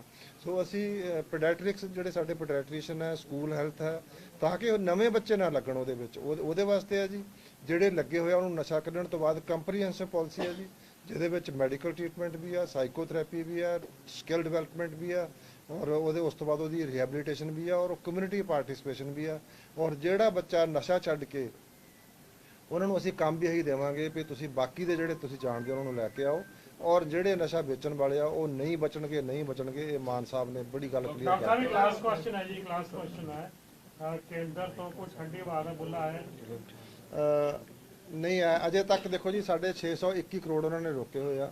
ਜਿਹੜੇ ਆਮ ਆਦਮੀ ਕਲੀਨਿਕ ਦਾ ਜਿਹੜਾ ਵੀ ਕੋਈ ਇਸ਼ੂ ਹੈਗਾ ਜੀ, ਅਸੀਂ ਕਹਿੰਦੇ ਆ 15% ਜਿਹੜੇ ਹੈਗੇ ਆ ਬਾਕੀ health and wellness centre as per there specification, as per there guideline ਸਾਰੇ ਹੈਗੇ ਆ। ਤੇ ਘੱਟੋ ਘੱਟ ਮੈਂ ਉਹਨਾਂ ਨੂੰ ਬੇਨਤੀ ਕਰਦਾ ਸਾਡਾ 621 ਕਰੋੜ ਰਿਲੀਜ਼ ਕਰਨਾ ਚਾਹੀਦਾ। ਜੇ ਗਵਰਨਮੈਂਟ ਕੋਈ ਚੰਗਾ ਕੰਮ ਕਰਦੀ ਆ ਉਹਨੂੰ ਐਪਰੀਸ਼ੀਏਟ ਕਰਨਾ ਚਾਹੀਦਾ। ਮਿਡ ਡੇ ਮੀਲ ਸਕੀਮ ਜਿਹੜੀ ਆ ਤਾਮਿਲਨਾਡੂ ਸ਼ੁਰੂ ਹੋਈ ਸੀ ਸਾਰੇ ਕੰਟਰੀ 'ਚ, ਇਹ ਉਸ ਵੇਲੇ ਦੀ ਜਿਹੜਾ ਪ੍ਰਾਈਮ ਮਿਨਿਸਟਰ ਸੀਗਾ ਉਹਦਾ ਬੜੱਪਣ ਸੀਗਾ, ਉਹਨੇ ਕਿਹਾ ਵੀ ਚੰਗੀ ਸਕੀਮ ਹੈ, ਸਾਰੇ ਦੇਸ਼ 'ਚ ਲਾਗੂ ਕਰੋ। ਆਮ ਆਦਮੀ ਕਲੀਨਿਕ ਔਰ ਸਾਡੇ ਜਿਹੜੇ CM ਦੀ Yogshala, they are very good schemes, tried and tested scheme ਹੈ, ਬੜੇ ਅੱਛੇ ਰਿਜ਼ਲਟਸ ਹੈ, ਲੋਕਾਂ ਦੀ ਫੀਡਬੈਕ ਬਹੁਤ ਹੈ। ਦੇਖੋ ਬ੍ਰਾਂਡਿੰਗ ਜਿਹੜੀ ਸੀ ਉਹ ਪਹਿਲਾਂ ਵੀ ਹੁੰਦੀ ਸੀ। ਮਾਨਯੋਗ ਮੁੱਖ ਮੰਤਰੀ ਸਾਹਿਬ ਜਦੋਂ ਅਕਾਲੀ ਵੇਲੇ ਸੀ ਉਹਨਾਂ ਦੀਆਂ ਵੀ ਫੋਟੋ ਲੱਗਦੀਆਂ ਸੀ, ਉਸ ਤੋਂ ਬਾਅਦ ਜਿਹੜੇ ਆਪਣੇ ਮੁੱਖ ਮੰਤਰੀ ਕਾਂਗਰਸ ਦੇ ਉਹਨਾਂ ਦੀ ਫੋਟੋ ਲੱਗਦੀਆਂ ਸੀ। It's a very small issue. ਮੈਂ ਕਹਿੰਦਾ ਉਹਨੂੰ ਵੀ ਛੱਡ ਦਿਓ ਜੀ ਤੁਸੀਂ। ਅਸੀਂ 15% ਫੋਟੋ ਲੱਗੀਆਂ ਨਾ ਜੀ, 15% ਕੱਢ ਦਿਓ ਤੁਸੀਂ, ਸਾਨੂੰ 85% ਫੰਡ ਸਾਡੇ ਕਿਉਂ ਰੋਕ ਦਿਓ। ਅਸੀਂ ਮੈਡੀਕਲ ਕਾਲਜ ਸ਼ੁਰੂ ਕਰ ਰਹੇ ਹਾਂ। ਕੋਆਪਰੇਟਿਵ ਫੈਡਰਲਿਜ਼ਮ ਹੈ ਜੀ, ਸਟੇਟ ਜਿਹੜੀ ਹੈਲਥ ਹੈਗੀ ਹੈ ਇਟਸ ਅ ਸਟੇਟ ਇਸ਼ੂ। ਬਿਲਕੁਲ ਸਾਰੇ ਲੈਵਲ ਤੇ ਟੇਕਅਪ ਕੀਤਾ ਜੀ। ਅਸੀਂ ਉਹਨਾਂ ਨੂੰ ਪਰਸੂਏਟ ਕੀਤਾ। ਅਸੀਂ ਉਹਨਾਂ ਨੂੰ ਇਹ ਕਿਹਾ ਵੀ ਤੁਹਾਨੂੰ ਆਮ ਆਦਮੀ ਕਲੀਨਿਕ ਦੀ ਤਕਲੀਫ ਹੈ, ਤੁਸੀਂ ਬਾਹਰ ਕੱਟ ਦਿਓ, ਅਸੀਂ ਆਪਣੇ ਕੋਟਾ ਕੈਬਨ ਰੱਖ ਦਾਂਗੇ। ਤੁਸੀਂ ਗਵਰਨਮੈਂਟ ਦੀ ਸਕੀਮ ਦੇ ਵਿੱਚ ਤੁਸੀਂ ਸਾਡੇ ਫੰਡ ਨਹੀਂ ਕੱਟ ਸਕਦੇ। ਇਹ ਪੰਜਾਬ ਦੇ ਲੋਕਾਂ ਦੇ ਪੈਸੇ ਆ ਜੀ, ਜਿਹੜੇ ਲੋਕਾਂ ਨੇ ਪੰਜਾਬ ਸਰਕਾਰ ਬਣਾਈ ਆ, ਉਹਨਾਂ ਨੇ ਕੇਂਦਰ ਸਰਕਾਰ ਬਣਾਈ ਆ, ਉਹ ਕੋਈ ਉੱਪਰੋਂ ਸਮਾਨ ਤੋਂ ਨਹੀਂ ਆਏ ਜੀ। ਮਤਲਬ ਬਿਲਕੁਲ ਗਲਤ ਕਰ ਰਹੇ ਆ ਜੀ। ਇੱਕ 2 ਅਕਤੂਬਰ ਨੂੰ ਜਿਹੜੀ ਰੈਲੀ ਹੋਣ ਜਾ ਰਹੀ ਹੈ, ਅਕਸਰ ਜਦੋਂ ਪੰਜਾਬ 'ਚ ਰੈਲੀਆਂ ਹੁੰਦੀਆਂ ਕੇਜਰੀਵਾਲ ਸਾਹਿਬ ਦੀਆਂ, ਉਦੋਂ ਇੱਕ ਮੁੱਦਾ ਉੱਠਦਾ ਹੈ ਵੀ ਸਰਕਾਰੀ ਮਸ਼ੀਨਰੀ ਦੀ ਵਰਤੋਂ ਹੁੰਦੀ ਹੈ।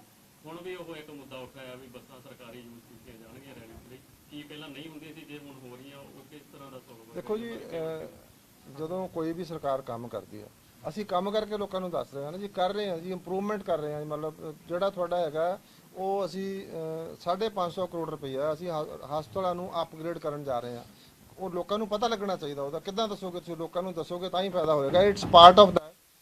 ਬੱਸਸ ਨੂੰ ਮਿਸਯੂਜ਼ ਨਹੀਂ ਕਰ ਰਹੇ ਜੀ, ਦੇ ਵਿਲ ਬੀ ਪੇਡ। ਉਹ ਸਾਰੇ ਉਹਦੀ ਪੇਮੈਂਟ ਹੋ ਰਹੀ ਹੈ ਡਿਪਾਰਟਮੈਂਟ ਵੱਲੋਂ। ਸਾਡੀ ਜਦੋਂ ਅਸੀਂ ਕੋਈ ਵੀ ਬਜਟ ਹੁੰਦਾ ਹੈ ਤਾਂ ਉਹਦੇ ਵਾਸਤੇ ਦਵਾਈਆਂ ਦਾ ਬਜਟ ਹੈ ਜੀ, ਤਨਖਾਹਾਂ ਦੇਣ ਦਾ ਬਜਟ ਹੈ, ਸਮਾਨ ਖਰੀਦਣ ਦਾ ਬਜਟ ਹੈ, ਬਿਲਡਿੰਗ ਦਾ ਬਜਟ ਹੈ। ਇਸੇ ਤਰ੍ਹਾਂ ਇਨਫੋਰਮੇਸ਼ਨ, ਐਜੂਕੇਸ਼ਨ, ਕਮਿਊਨੀਕੇਸ਼ਨ ਦਾ ਬਜਟ ਹੈ। ਦੈਟ ਉਹਦਾ ਮਕਸਦ ਇਹ ਹੈ ਵੀ ਲੋਕਾਂ ਤੱਕ ਤੁਸੀਂ ਮੈਸੇਜ ਪਹੁੰਚਾਉਣਾ। ਉਹ ਕਿੱਦਾਂ ਪਹੁੰਚਾਉਂਦੇ ਆ ਉਹ ਸਰਕਾਰ ਦਾ ਪ੍ਰੈਰੋਗੇਟਿਵ ਹੈ। ਕਮਿਊਨਿਟੀ ਸੈਂਟਰ ਬਣੇ ਹੋਏ ਨੇ, ਉਹਨਾਂ ਕਮਿਊਨਿਟੀ ਸੈਂਟਰ ਦੇ ਵਿੱਚ ਬੈੱਡਸ ਵੀ ਹੈਗੇ ਨੇ, ਅੰਦਰ OT ਵੀ ਹੈਗੇ ਨੇ, ਕਾਫੀ ਕੁਝ ਬਣਿਆ ਸਟਰਕਚਰ। ਉਹ ਕਰੋੜਾਂ ਰੁਪਏ ਦਾ ਗਲਿਆ ਪਿਆ, ਖਰਾਬ ਹੋ ਰਿਹਾ ਪਿਛਲੇ 15 ਸਾਲ ਤੋਂ 10 ਸਾਲ ਤੋਂ। ਕੀ ਉਹਨੂੰ ਦੁਬਾਰਾ ਹੁਣ ਤੇ ਲਿਆਂਦਾ ਜਾ ਰਿਹਾ ਕੋਈ ਹੈ ਪ੍ਰੋਜੈਕਟ? ਬਿਲਕੁਲ ਕੀਤਾ ਜਾ ਰਿਹਾ ਜੀ। ਮੈਂ ਤੁਹਾਨੂੰ ਦੱਸਿਆ ਵੀ ਪਹਿਲਾਂ ਅਸੀਂ ਆਮ ਆਦਮੀ ਕਲੀਨਿਕ, ਹੁਣ ਮੈਂ ਡਿਸਟ੍ਰਿਕਟ ਹਸਪੀਟਲ, ਫਿਰ sub division hospitals, MCS centre ਬਣਿਆ। ਤੁਸੀਂ ਨਾਭੇ ਵਾਲਾ ਦੇਖੋ ਜੀ, ਤੁਹਾਡਾ ਆਪਣੇ ਘਨੌਰ ਦੇ ਵਿੱਚ ਦੇਖੋ ਕਿੰਨਾ ਵਧੀਆ ਹਸਪਤਾਲ ਬਣਿਆ। ਜਿਹੜੇ ਤੁਹਾਡੇ ਮਤਲਬ ਉਹ ਸਾਰਾ ਇਨਫਰਾਸਟ੍ਰਕਚਰ ਨੂੰ ਅਪਗ੍ਰੇਡ ਕੀਤੇ ਜਾਂਦੇ ਆ ਜੀ। ਰੋਮ ਵਾਸ ਨਾਟ ਬਿਲਟ ਇਨ ਏ ਡੇ, ਥੋੜਾ ਜਿਹਾ ਟਾਈਮ ਲੱਗੇਗਾ। ਗਿਵ ਅਸ ਸਮ ਟਾਈਮ। ਅਸੀਂ ਲਗਾਤਾਰ ਜਿਹੜੀਆਂ ਤੁਸੀਂ ਮੈਨੂੰ ਦੱਸੋ ਵੀ ਜਦੋਂ ਦੇ ਅਸੀਂ ਆਏ ਆ ਸਿਹਤ ਮਹਿਕਮੇ 'ਚ ਹੋਈਆਂ ਜੀ ਇੰਪਰੂਵਮੈਂਟਸ ਵਧੀਆ ਹੋਈਆਂ ਨਾ ਜੀ। ਤੇ ਹੋਰ ਵੀ ਹੋਣਗੀਆਂ। ਵਧੀਆ ਕਰਾਂਗੇ ਜੀ। ਪਹਿਲਾਂ ਡਿਸਟ੍ਰਿਕਟ ਹਸਪੀਟਲ ਨੂੰ ਐਨ ਚਕਾਚੌਂਧ ਕਰਾਂਗੇ ਜੀ, ਫਿਰ ਸਬ ਡਿਵੀਜ਼ਨ ਨੂੰ ਕਰਾਂਗੇ, ਫਿਰ ਸੀਐਸਸੀ ਨੂੰ ਕਰਾਂਗੇ। ਥੋੜਾ ਜਿਹਾ ਟਾਈਮ ਲੱਗੇਗਾ। ਪ੍ਰਧਾਨ ਜੀ ਦਾ ਨਾਮ ਪ੍ਰਧਾਨ ਜੀ ਹਮਾਰੇ ਚਾਦਰ ਪ੍ਰਧਾਨ ਜੀ ਦਾ ਪ੍ਰਧਾਨ ਜੀ ਆ ਸਾਡੇ।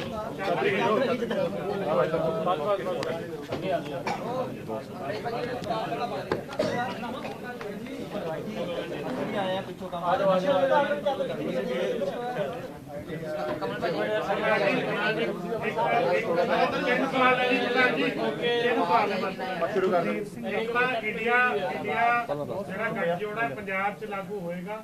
ਸੈਕੰਡ ਸਵਾਲ ਹੈ ਖਹਿਰਾ ਦੀ ਗ੍ਰਿਫਤਾਰੀ ਦੀ ਟਾਈਮਿੰਗ ਤੇ ਮਨਪ੍ਰੀਤ ਬਾਦਲ ਦੀ ਅਰੈਸਟ ਤੇ ਹੋਰ ਜਿਹੜੇ 12 ਅਫਸਰ ਜਿਹੜੇ ਡਿਊਟੀ ਨੂੰ ਦੀ ਉਡੀਕ ਕਰ ਰਹੇ ਨੇ ਪੰਜਾਬ ਸਰਕਾਰ ਦੇ। ਠੀਕ ਹੈ, ਤੁਹਾਡੇ ਤਾਂ ਬਹਾਲ ਕਰਤਾ, ਖਹਿਰਾ ਬਹਾਲ ਨਹੀਂ ਕੀਤਾ, ਉਹਨਾਂ ਬਾਰੇ ਕੀ ਕਹੋ?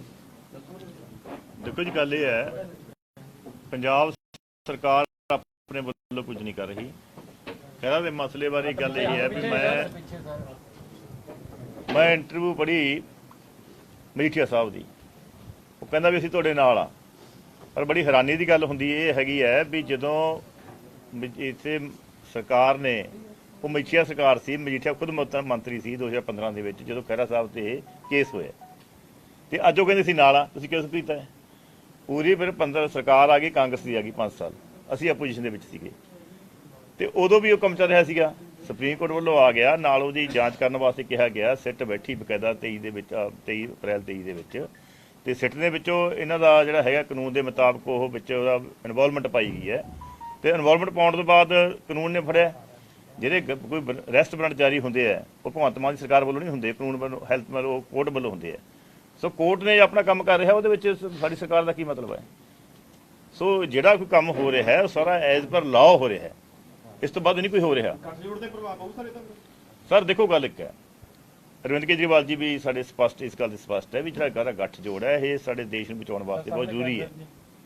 ਕਿਉਂਕਿ ਜਿਸ ਤਰ੍ਹਾਂ ਦੀ ਫਿਰਕਾ ਪ੍ਰਸਤੀ ਦੀ ਇੱਕ ਫਿਲਾਸਫੀ ਚਲਾਈ ਜਾ ਰਹੀ ਹੈ ਕੇਂਦਰ ਸਰਕਾਰ ਵੱਲੋਂ, ਜਿਸ ਤਰ੍ਹਾਂ ਦਾ ਉੱਤੇ ਜਿਵੇਂ ਮਨੀਪੁਰ ਹੈ ਜਾਂ ਹੋਰ ਸਿੰਧ ਦੇ ਵਿੱਚ ਨੂੰਹ ਦੇ ਵਿੱਚ ਹਿੰਸਾ ਹੋਈ ਹੈ, ਹੋਰ ਹਿੰਸਾ ਹੋਈ ਹੈ, ਟਾਰਗੇਟਡ ਹਿੰਸਾ ਮਤਲਬ ਜਿਹੜੀ ਹੈਗੀ ਹੈ ਵਾਇਲੈਂਸ ਹੋ ਰਹੀ ਹੈ, ਤਾਂ ਇਹਨੂੰ ਰੋਕਣ ਵਾਸਤੇ ਜਾਂ ਜਿਹੜੀਆਂ ਸੰਵਿਧਾਨ ਬਦਲਣ ਦੀਆਂ ਕੋਸ਼ਿਸ਼ਾਂ ਕੀਤੀਆਂ ਜਾ ਰਹੀਆਂ ਨੇ, ਤਾਂ ਹੋਰ ਸਾਰੀਆਂ ਜਿਹੜੀਆਂ ਗੱਲਾਂ ਕਰ ਰਹੇ ਨੇ ਉਹ ਇੱਕ ਨੈਸ਼ਨਲ ਦੇ ਸਾਡੇ ਇੱਕ ਕੌਮੀ ਚਰਿੱਤਰ ਦੇ ਐਂਟੀ ਨੇ। ਤੇ ਅਸੀਂ ਚਾਹੁੰਦੇ ਹਾਂ ਵੀ ਇੱਕ ਪੂਰਾ ਗੱਠਜੋੜ ਹੋਵੇ, ਔਰ ਆਪਣੀਆਂ ਜੇ ਨੁਕਸਾਨ ਵੀ ਹੁੰਦਾ ਅਸੀਂ ਸਮਝਦੇ ਹਾਂ ਤਾਂ ਗੱਠਜੋੜ ਬਣ ਕੇ ਇੱਕ ਇਸ ਨੂੰ ਸਰਕਾਰ ਨੂੰ ਲਾਉਣਾ, ਮੋਦੀ ਸਰਕਾਰ ਨੂੰ ਲਾਉਣਾ ਬਹੁਤ ਜ਼ਰੂਰੀ ਹੈ। ਜਿਸ ਤਰ੍ਹਾਂ ਦੀ ਰਾਜਪਾਲ ਦੀ ਭੂਮਿਕਾ ਚੱਲ ਰਹੀ ਹੈ, ਦੇਖੋ ਰਾਜਪਾਲ, ਅਸੀਂ ਸਾਰੇ ਮਤਲਬ ਪੋਲੀਟੀਕਲ ਬੰਦੇ ਹਾਂ, ਇਹ ਸਾਡਾ ਕੰਮ ਹੈ ਕਿ ਅਸੀਂ ਦੌਰੇ ਕਰੀਏ, ਅਸੀਂ ਕੰਮ ਕਰੀਏ। ਰਾਜਪਾਲ ਜਿਹੜੇ ਗਵਰਨਰ ਸਾਹਿਬ ਨੇ ਉਹ ਕਿਸ ਤਰ੍ਹਾਂ ਇੱਕ ਬੀਜੇਪੀ ਦਾ ਮਤਲਬ ਬਣ ਕੇ, ਨੁਮਾਇੰਦਾ ਬਣ ਕੇ ਸ਼ਹਿਰਾਂ ਦੇ ਵਿੱਚ ਜਾ ਰਹੇ ਨੇ, ਬਾਰਡਰਾਂ 'ਤੇ ਜਾ ਰਹੇ ਨੇ, ਪੀਸੀ ਕਰ ਰਹੇ ਨੇ। ਤੁਸੀਂ ਇੱਕ ਪ੍ਰਬੰਧਕ ਹੋ, ਤੁਸੀਂ ਚੰਡੀਗੜ੍ਹ ਦੇ, ਤੁਸੀਂ ਉੱਥੇ ਕਰੋ, ਪੀਸੀ ਕਰੋ, ਉਹ ਤੁਸੀਂ ਮਤਲਬ ਦਫ਼ਤਰ ਚੈੱਕ ਕਰੋ, ਹੋਰ ਚੈੱਕ ਕਰੋ, ਪਰ ਪੰਜਾਬ ਨੂੰ ਪੰਜਾਬ ਦਾ ਕੰਮ ਕਰਨ ਦੇ ਨਾ। ਮਾਨ ਸਾਹਿਬ ਇੱਕ ਵਧੀਆ ਕੰਮ ਕਰ ਰਹੇ ਨੇ। ਇੱਕ ਮਿੰਟ ਗੱਲ ਸੁਣੋ। ਹਾਂਜੀ ਜੀ, ਦੱਸੋ। ਕੈਪਟਨ ਅਮਰਿੰਦਰ ਸਿੰਘ ਨੂੰ ਮਾਝਾ ਬ੍ਰਿਗੇਡ ਨੇ ਡਰਾ ਲਿਆ ਸੀਗਾ ਕਿ ਹੁਣ ਵੀ ਮਾਝਾ ਬ੍ਰਿਗੇਡ ਸਟਰੋਂਗ ਹੈਗੀ, ਹੈਵੀ ਹੋ ਰਹੀ ਹੈ। ਦੇਖੋ ਜੀ, ਕੋਈ ਮਾਝਾ ਬ੍ਰਿਗੇਡ ਨਹੀਂ, ਕੋਈ ਕਿਸੇ ਕਿਸਮ ਦਾ ਮਾਲਵਾ ਬ੍ਰਿਗੇਡ ਨਹੀਂ, ਕੋਈ ਹੋਰ ਬ੍ਰਿਗੇਡ ਨਹੀਂ। ਪੰਜਾਬ ਦੇ ਵਿੱਚ ਜਿਹੜਾ ਹੈਗਾ ਹੈ ਬਿਲਕੁਲ ਮਤਲਬ ਜਿਹੜਾ ਹੈਗਾ ਹੈ ਭਗਵੰਤ ਮਾਨ ਜੀ ਸਰਕਾਰ ਵਿੱਚ ਚਲਾ ਰਹੀ ਹੈ, ਔਰ ਬੜਾ ਇਮਾਨਦਾਰੀ ਕੰਮ ਕਰ ਰਿਹਾ ਹੈ। ਦੇਖੋ, ਇੱਕ ਕਿਸੇ ਮੁੱਖ ਮੰਤਰੀ ਵੱਲੋਂ, ਤੁਸੀਂ ਮੁੱਖ ਮੰਤਰੀ ਪਹਿਲਾਂ ਵੀ ਦੇਖੇ ਹੈ, ਆਪਣੀ ਮੇਰੀ ਉਮਰ ਵੀ 66 ਸਾਲ ਹੋ ਗਈ, ਅਸੀਂ ਪਹਿਲਾਂ ਘੱਟੋ ਘੱਟ ਜੇ ਜ਼ਿਆਦਾ ਨਹੀਂ ਤਾਂ ਅਸੀਂ 60-70 ਤੋਂ ਬਾਅਦ ਤਾਂ ਅਸੀਂ ਸਭ ਕੁਝ ਦੇਖ ਹੀ ਰਹੇ ਨਾ ਕੀ ਕੁਝ ਹੋ ਰਿਹਾ ਸੀਗਾ। ਸੋ ਅੱਜ ਮੁੱਖ ਮੰਤਰੀ ਸਾਹਿਬ ਜਿਸ ਤਰ੍ਹਾਂ ਦਾ ਮਤਲਬ ਸਰਕਾਰ ਚਲਾ ਰਹੇ ਨੇ ਉਹ ਬਹੁਤ ਵਧੀਆ ਚਲਾ ਰਹੇ ਨੇ, ਪੰਜਾਬ ਦੇ ਹਿੱਤ ਵਿੱਚ ਹੈ ਉਹ। ਦੇਖੋ, ਜਿਹੜੀ ਸਰਕਾਰ ਦੀ ਪ੍ਰੈਰੋਗੇਟਿਵ ਹੈ ਵੀ ਸਰਕਾਰ ਨੇ ਕਿਸ ਤਰ੍ਹਾਂ ਸਰਕਾਰ ਚਲਾਉਣੀ ਹੈ, ਕਿਸ ਤਰ੍ਹਾਂ ਕੰਮ ਕਰਨਾ ਹੈ, ਇਹਦੇ ਵਿੱਚ ਆਪਾਂ ਕਿਵੇਂ ਕੋਈ ਤਬਾਦਲਾ ਕਰਨਾ, ਤਬਾਦਲਾ ਹੁੰਦੇ ਰਹਿੰਦੇ ਨੇ, ਤਬਾਦਲਾ ਕੋਈ ਵੱਡੀ ਗੱਲ ਨਹੀਂ, ਨਾਰਮਲ ਇਸ਼ੂ ਹੈ ਇਹ ਗੱਲ। ਕੋਈ ਗੱਲ ਨਹੀਂ ਜੀ, ਕੋਈ ਗੱਲ ਨਹੀਂ। ਜੇ ਵਿਦਾਇਗੀ ਸ਼ਾਨਦਾਰ ਹੋਈ ਆ, ਸਾਡੇ ਕੋਲ ਆ ਬੈਠੇ ਨੇ ਲਖਨਾ ਸਾਹਿਬ, ਇਹ ਉਸ ਵਕਤ ਦੇ ਉੱਥੋਂ ਦੇ ਤਰਨਤਾਰਨ ਦੇ ਨਾਲ ਸੰਬੰਧਿਤ ਸਾਡੇ ਵੇਅਰ ਹਾਊਸ ਦੇ ਚੇਅਰਮੈਨ ਨੇ।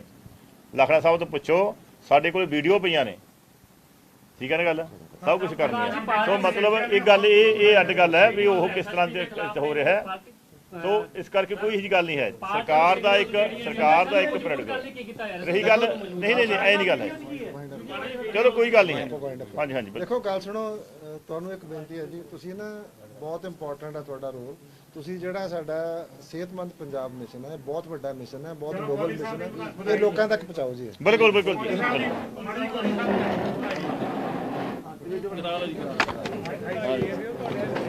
ਜੀ। जी जी हाँ पर सर पॉलिटिकल नहीं कला सेहत वास्ते ਐਮਐਲਏ ਸਾਹਿਬ ਤੁਹਾਡੇ ਇਲਾਕੇ ਦੇ ਵਿੱਚ ਸਰਕਾਰ ਵੱਲੋਂ ਸਿਹਤ ਸੁਵਿਧਾਵਾਂ ਦੀ ਸ਼ੁਰੂਆਤ ਤੁਹਾਡੇ ਇਲਾਕੇ 'ਚ ਹੋਈ ਹੈ ਸਰ ਮੇਰੀ ਖੁਸ਼ਕਿਸਮਤੀ ਹੈ ਅੱਜ ਸਾਰਾ ਪਟਿਆਲਾ ਸ਼ਹਿਰ ਗਦਗਦ ਹੋਇਆ ਪਿਆ ਕਿ ਸਾਡੇ ਨੈਸ਼ਨਲ ਕਨਵੀਨਰ ਮੁੱਖ ਮੰਤਰੀ ਦਿੱਲੀ ਸ਼੍ਰੀ ਅਰਵਿੰਦ ਕੇਜਰੀਵਾਲ ਜੀ ਸਾਡੇ ਮੁੱਖ ਮੰਤਰੀ ਪੰਜਾਬ ਭਗਵੰਤ ਮਾਨ ਜੀ ਉਹਨਾਂ ਦੀ ਜਿਹੜੀ ਇਹ ਗਾਰੰਟੀ ਸੀ ਇਹ ਇਲੈਕਸ਼ਨ ਤੋਂ ਪਹਿਲਾਂ ਸਰਕਾਰ ਬਣਨ ਤੋਂ ਪਹਿਲਾਂ ਜੋ ਸਿਹਤ ਤੇ ਐਜੂਕੇਸ਼ਨ ਦੇ ਸਿੱਖਿਆ ਦੇ ਫੀਲਡ ਦੇ ਵਿੱਚ ਜੋ ਰੈਵੋਲੂਸ਼ਨ ਲਿਆਣੀ ਸੀ ਅੱਜ ਉਸ ਦਾ ਜਿਹੜਾ ਹੈ ਮੈਡੀਕਲ ਜਿਹੜਾ ਹੈ ਫੀਲਡ ਦੇ ਵਿੱਚ ਜਿਹੜਾ ਉਹਦਾ ਆਗਾਜ਼ ਜਿਹੜਾ ਹੈ ਪਟਿਆਲੇ ਸ਼ਹਿਰ ਤੋਂ ਹੋਣ ਜਾ ਰਿਹਾ। ਮੈਂ ਧੰਨਵਾਦ ਕਰਦਾ ਹਾਂ ਸਾਡੇ ਸਿਹਤ ਮੰਤਰੀ ਡਾਕਟਰ ਬਲਬੀਰ ਜੀ ਦਾ ਜਿਨ੍ਹਾਂ ਨੇ ਮਾਤਾ ਕਸ਼ਲਿਆ ਹਸਪੀਟਲ ਨੂੰ ਪਹਿਲਾਂ ਦੇਖੋ ਤੁਸੀਂ ਰਜਿੰਦਰਾ ਹਸਪੀਟਲ ਦੇ ਵਿੱਚ ਵੀ ਇਹਨਾਂ ਨੇ ਐਮਰਜੈਂਸੀ ਵਾਰਡ ਨੂੰ ਤੇ ਆਈਸੀਯੂ ਨੂੰ ਕਿੰਨਾ ਅਪਗ੍ਰੇਡ ਕੀਤਾ ਜੀ ਤੇ ਅੱਜ ਉਸ ਤੋਂ ਵੀ ਬਿਹਤਰ ਜਿਹੜਾ ਫੈਸਿਲਿਟੀਜ਼ ਜਿਹੜੀਆਂ ਨੇ ਉਹ ਪਟਿਆਲੇ ਸ਼ਹਿਰ ਨੂੰ ਮਿਲਣ ਜਾ ਰਹੀਆਂ ਨੇ ਮਾਤਾ ਕਸ਼ਲਿਆ ਹਸਪਤਾਲ ਦੇ ਵਿੱਚ। ਇਹਨਾਂ ਦਾ ਧੰਨਵਾਦ ਕਰਦਾ ਹਾਂ ਔਰ ਜਿੱਥੇ ਪਟਿਆਲਾ ਸ਼ਹਿਰ ਨੂੰ ਇਹ ਜਿਹੜੀ ਹੈ ਸੌਗਾਤ ਮਿਲੀ ਹੈ ਇਸੇ ਤਰ੍ਹਾਂ ਪੂਰੇ ਪੰਜਾਬ ਦੇ ਵਿੱਚ ਜਿਹੜਾ ਹੈਗਾ ਉਹ ਇਹ ਰੈਵੋਲੂਸ਼ਨ ਜਿਹੜੀ ਹੈ ਉਹ ਹਰ ਇੱਕ ਗਲੀ ਹਰ ਇੱਕ ਮੁਹੱਲੇ ਤੱਕ ਪਹੁੰਚੇਗੀ। Thank you.